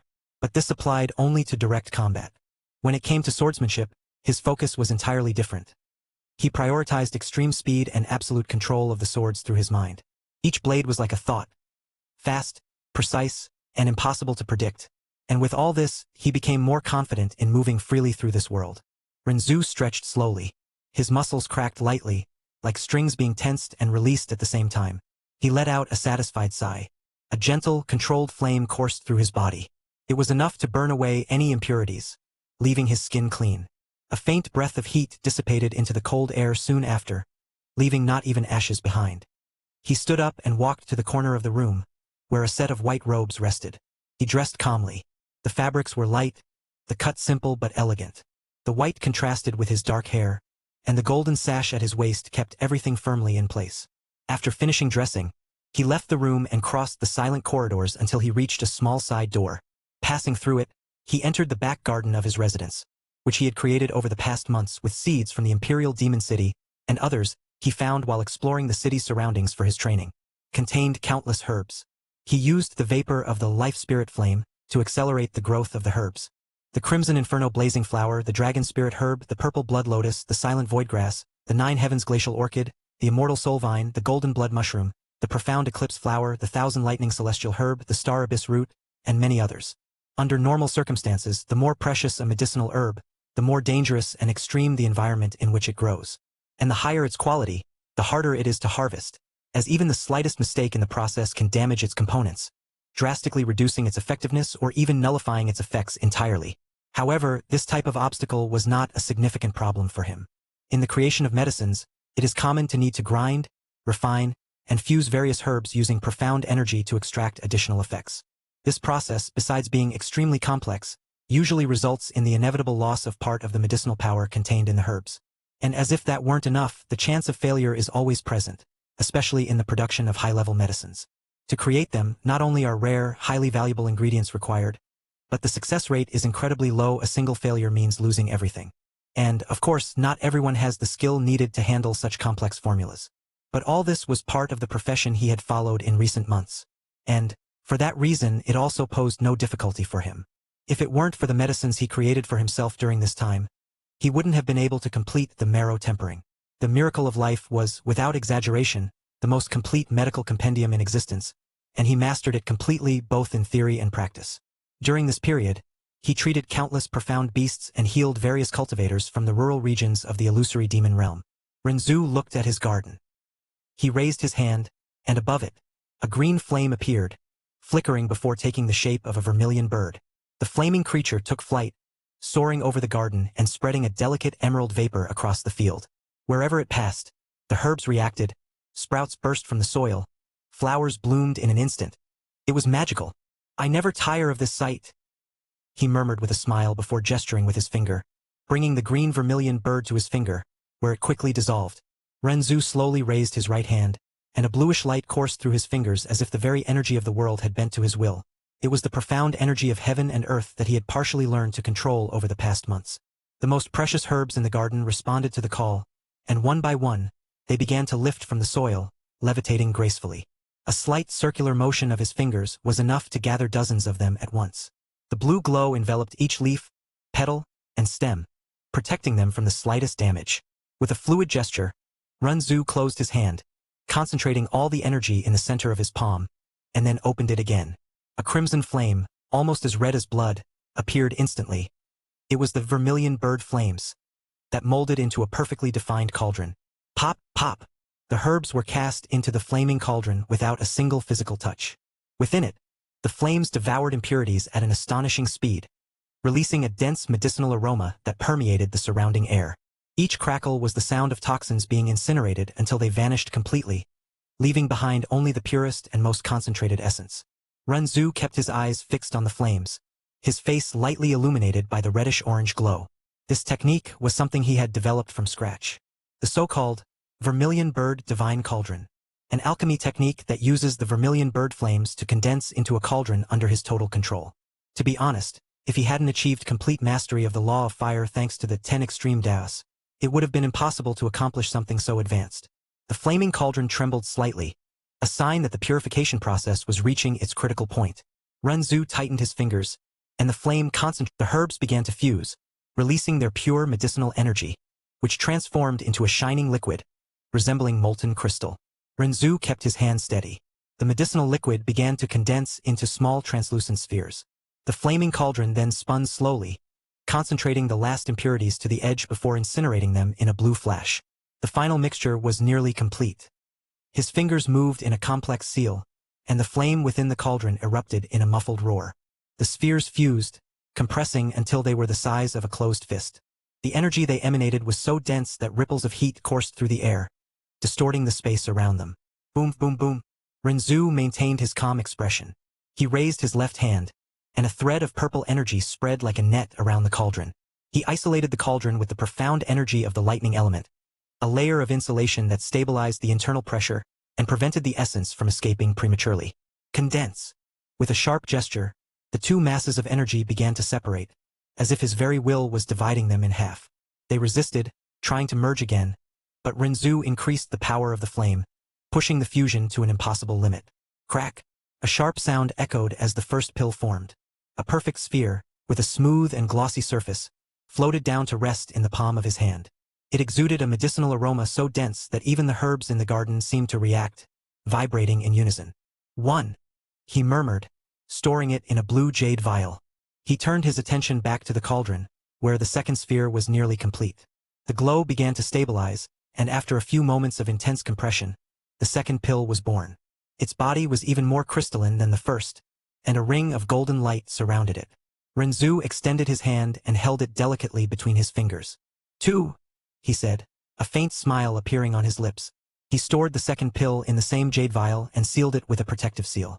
Each one was capable of saving a life on the brink of death, restoring the profound energy of a peak cultivator, or even purifying impurities in the meridians. In the wrong hands, they would be treasures capable of sparking wars. The flaming cauldron dissolved in a soft flash, returning to the form of a crimson flame before vanishing. Renzu let out a long sigh, relaxing his shoulders. Worth the effort. I spent 2 months finding the right medicinal herb seeds, had to sell some pills to buy more, all to finally get everything and make them grow. It took 3 months to grow to the point I needed, he murmured, looking at the vial. He raised his hand and let a thread of energy envelop the container, completely hiding its medicinal power. After a year of secluded training, although he hadn't yet reached the profound Emperor realm to avoid suspicion that he had lost his cultivation, he was already just one step away from the profound heaven realm. However, his current strength was thousands of times greater than what he had when he was in the profound Emperor realm. In other words, he was ready to step out. The time had come to begin his plans to obtain the Golden Crow's legacy. And, finally, the moment had also arrived to see his parents again and use the pills he had just prepared to heal them. With a faint smile on his lips, he stored the vial and calmly left his courtyard. Fanfic novels and hey, wanna just read ahead a bit? Fanfic novels for $2.99. You can read up to 5 chapters ahead. perfect for avoiding spoilers or just binging. Fanfic novels for $5.99. You get full access to all content, no holding back. My Patreon. Patreon.com/fanficnovels. 10. Chapter 10, First Step. Renzu walked toward the private courtyard where his father usually stayed. Compared to a year ago, the path there was even quieter. He encountered no servants outside, not even those who used to clear the snow in the morning. Only the soft sound of the wind passing through the barren trees filled the air. The snow began to fall more heavily, slowly covering the stone path. Flakes accumulated on his shoulders and hair, but he felt no cold. Temperature meant nothing to a body tempered to the extreme.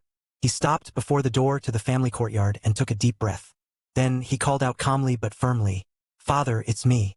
May I enter?" The silence lasted a few seconds before a weak but familiar voice came from within. "Zuer, come in." Renzu opened the door and stepped inside. The interior was warmed by a small brazier, but the sense of fragility in the air was stronger than he remembered. Yun Qinghong sat at the wooden table, his body slightly hunched, as if the simple act of sitting upright required effort. His hair showed more white strands, and his skin, once firm, now looked paler and weary. Renzu observed his father in silence for a moment, but before he could say anything, a feminine voice, soft as a breeze, sounded from the other room. "Zuer, you finally came out of seclusion. Did you remember you have parents? Your mother was worried about you. If it weren't for your father, I would have gone to check on you and scolded you for not coming to see me before going into seclusion." Renzu turned toward the voice and saw it was his mother. The years had left few marks on her body, but they seemed to have left many scars. Anyone could see that in her youth, she had been an unparalleled beauty. Her appearance was gentle and elegant, her demeanor graceful and noble, but not excessively so. It was as if she exuded a melancholic aura. A deep melancholy seemed etched between her brows and into her soul, so profound that even 1,000 years couldn't erase it. Even an unfeeling person could clearly sense her suffering. Her face showed the same paleness as Yun Qinghong's. Though she could walk, each step revealed noticeable weakness, and her eyes seemed veiled by a misty layer. Her current state was slightly better than Yun Qinghong's, but not by much. Mu Yuro crossed the room slowly, as if each step was calculated to hide her body's frailty. When she drew near, she stopped a few steps from Renzu and observed him silently for a few seconds. Her eyes fixed on her son, but there was something different in them, an almost childlike surprise mixed with something like admiration. "Zuer," she murmured, her voice trembling. What happened to you?" Her eyes took in every detail. His dark hair, now even glossier and silkier, his firm, flawless skin, his calm expression and tranquil aura, yet carrying a weight she couldn't describe. You're so different," she said, almost in a whisper. "Your hair, your skin, even your gaze. It's as if..." Mu Yuro reached out, as if to touch his face, but stopped midair. Her heart seemed to waver at the sensation Renzu exuded, something almost unreal. "You're so beautiful," she finished, unable to hide her enchanted expression. Renzu smiled. It was a light, almost mischievous smile, as if he didn't understand the fuss over his mere presence. Pretending to be nonchalant, he tilted his head slightly and commented casually, "I'm normal. It must be your imagination." That smile, it was like the gentle glow of the sun breaking through clouds after a long winter. A kind, unexpected warmth capable of touching even the hardest hearts. Yun Qinghong felt his chest tighten, his gaze lingering on his son for a brief moment as if facing a mirage. Mu Yuro, meanwhile, took half a step back, her face flushing. Time seemed to stop there. Renzu pretended not to notice. With the same ease, he approached his mother and, unhurried, gently held her arms with controlled firmness. His palm was warm, steady, as if silently saying there was no need to worry anymore. Mu Yuro, still in shock, blinked slowly, as if awakening from a deep dream. He guided her gently to the seat beside Yun Qinghong. "Mother, you shouldn't strain your body like this. Sit, take care of your health. Father needs you strong." She sat obediently, her eyes still slightly teary. A gentle smile appeared on her lips, as if she wanted to hold that moment in her heart. "Zuer," she murmured, as if unable to believe what she was seeing. The soft silence of the room was then broken by Yun Qinghong's weak but firm voice. "So, how was your secluded cultivation?" Renzu shifted his gaze to his father and gave a slight nod, acknowledging the concern. "I made a great breakthrough, but that was all." Yun Qinghong raised his eyebrows slightly. Mu Yuro did too. Both exchanged discreet, confused glances. It was impossible to sense any trace of profound energy from Renzu.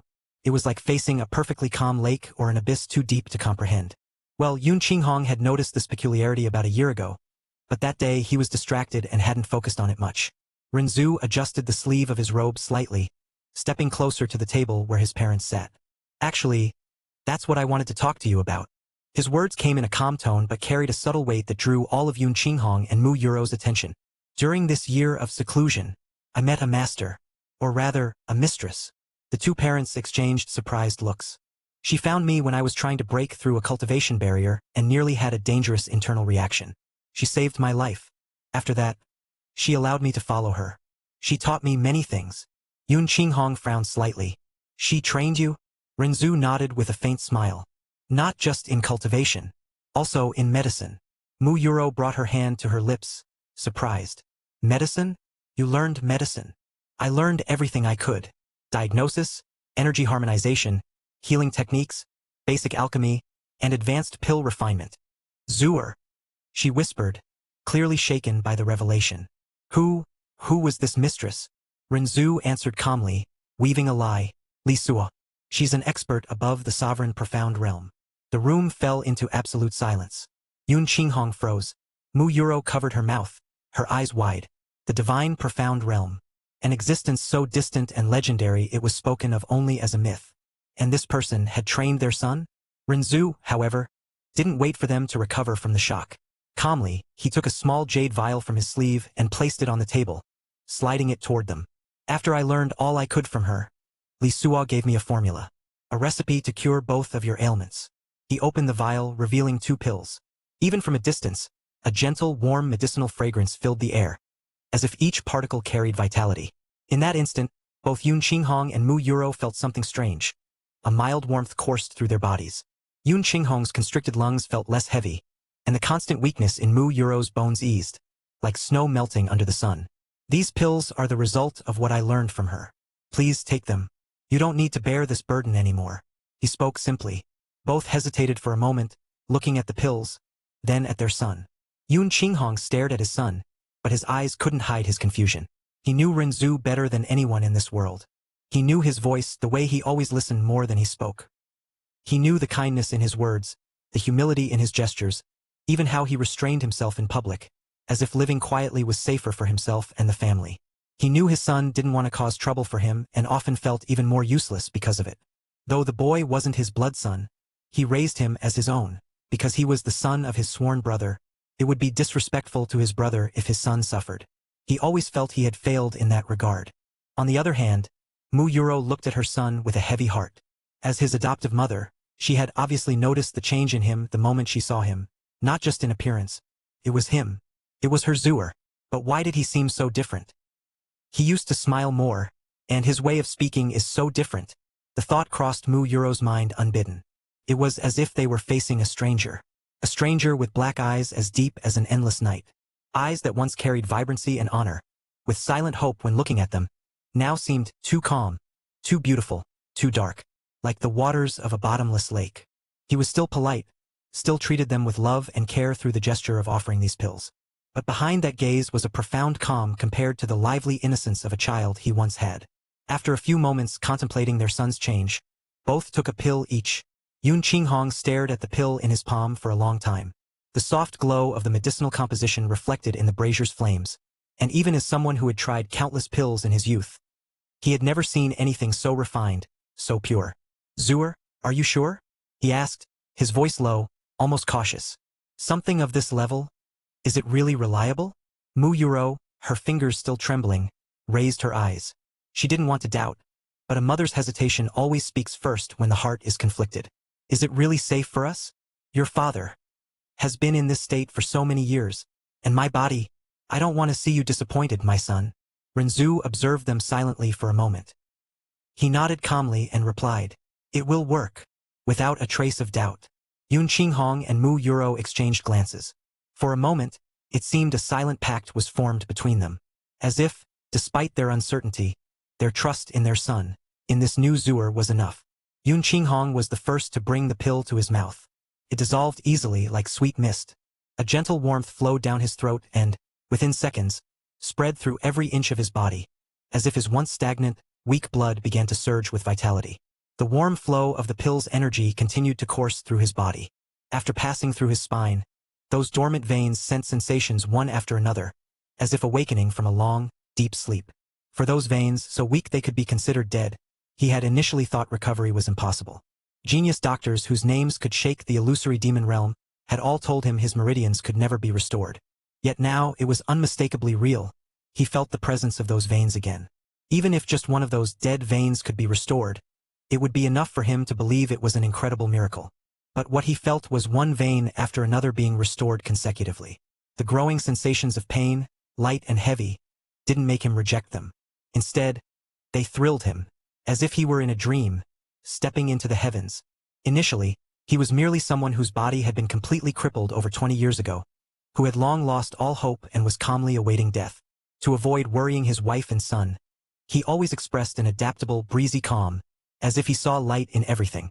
But no one could understand that it was merely a way to show an abyssal degree of helplessness, pain, and despair. And no one could comprehend the degree of excitement and ecstasy he felt at that moment. Meanwhile, Muyuro hesitated for a second, her eyes still fixed on Rinzu's. He said nothing more. He only gently held her hand, a silent reminder, "It's okay now." She then brought the pill to her lips and swallowed it unhurriedly. The effect was immediate. In that year she went to the profound sky continent to fulfill a mission. A series of tragic events unfolded. During that time, she was poisoned by one of the 4 sacred grounds there, the Sun-Moon Divine Hall. Since then, the poison had spread through her body, infiltrating her blood vessels, bone marrow, and even vital organs, just as it had with her husband. However, being slightly weaker than him, the poison advanced faster in her body, dangerously nearing her vital veins. At any moment, the poison could flare up irreversibly within her.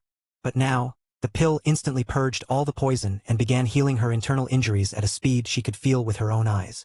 The air in the private courtyard grew dense, almost suffocating, as profound energy fluctuations erupted from Yun Qinghong and Mu Yuro's bodies. It was as if a dormant volcano had awakened, releasing waves of power that made the brazier flicker and the windows rattle. The energy, wild and chaotic, threatened to spill beyond the room, drawing unwanted attention. Rinzu, with a swift motion, raised 2 fingers.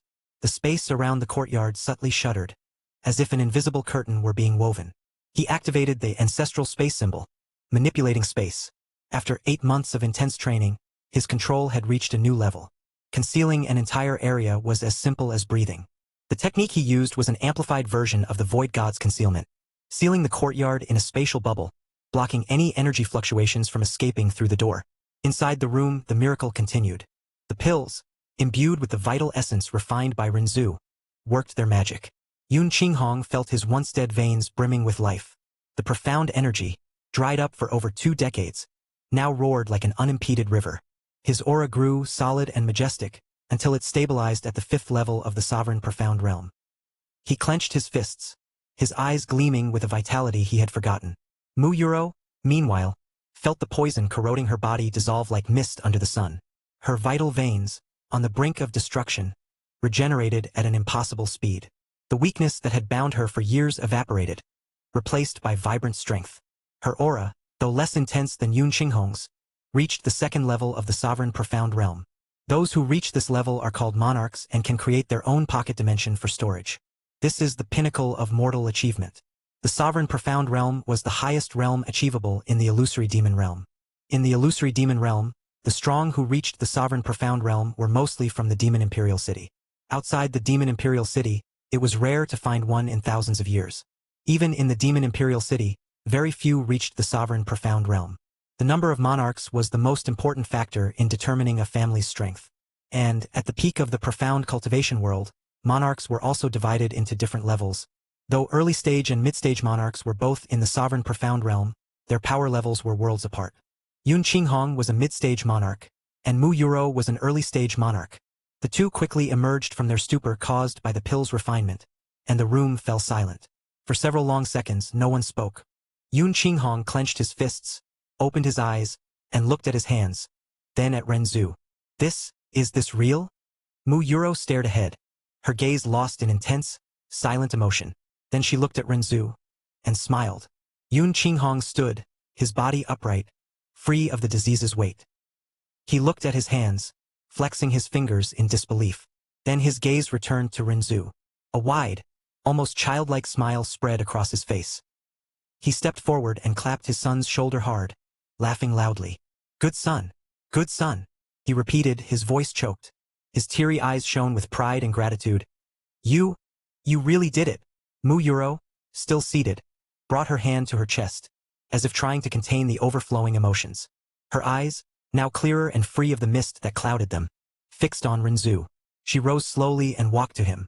Without a word, she wrapped him in a tight embrace, the kind only a mother could give, laden with relief, love, and gratitude too deep for words. Zuer, my son, she murmured, her voice breaking as she held his face with trembling hands. Thank you. Renzu only replied softly. I just did what needed to be done, mother. You've always taken care of me. Now it's my turn. Yun Qinghong, still laughing, wiped away an unpermitted tear. He approached, placing one hand on Mu Yuro's shoulder and another on Renzu's, forming a family circle that hadn't felt so complete in years.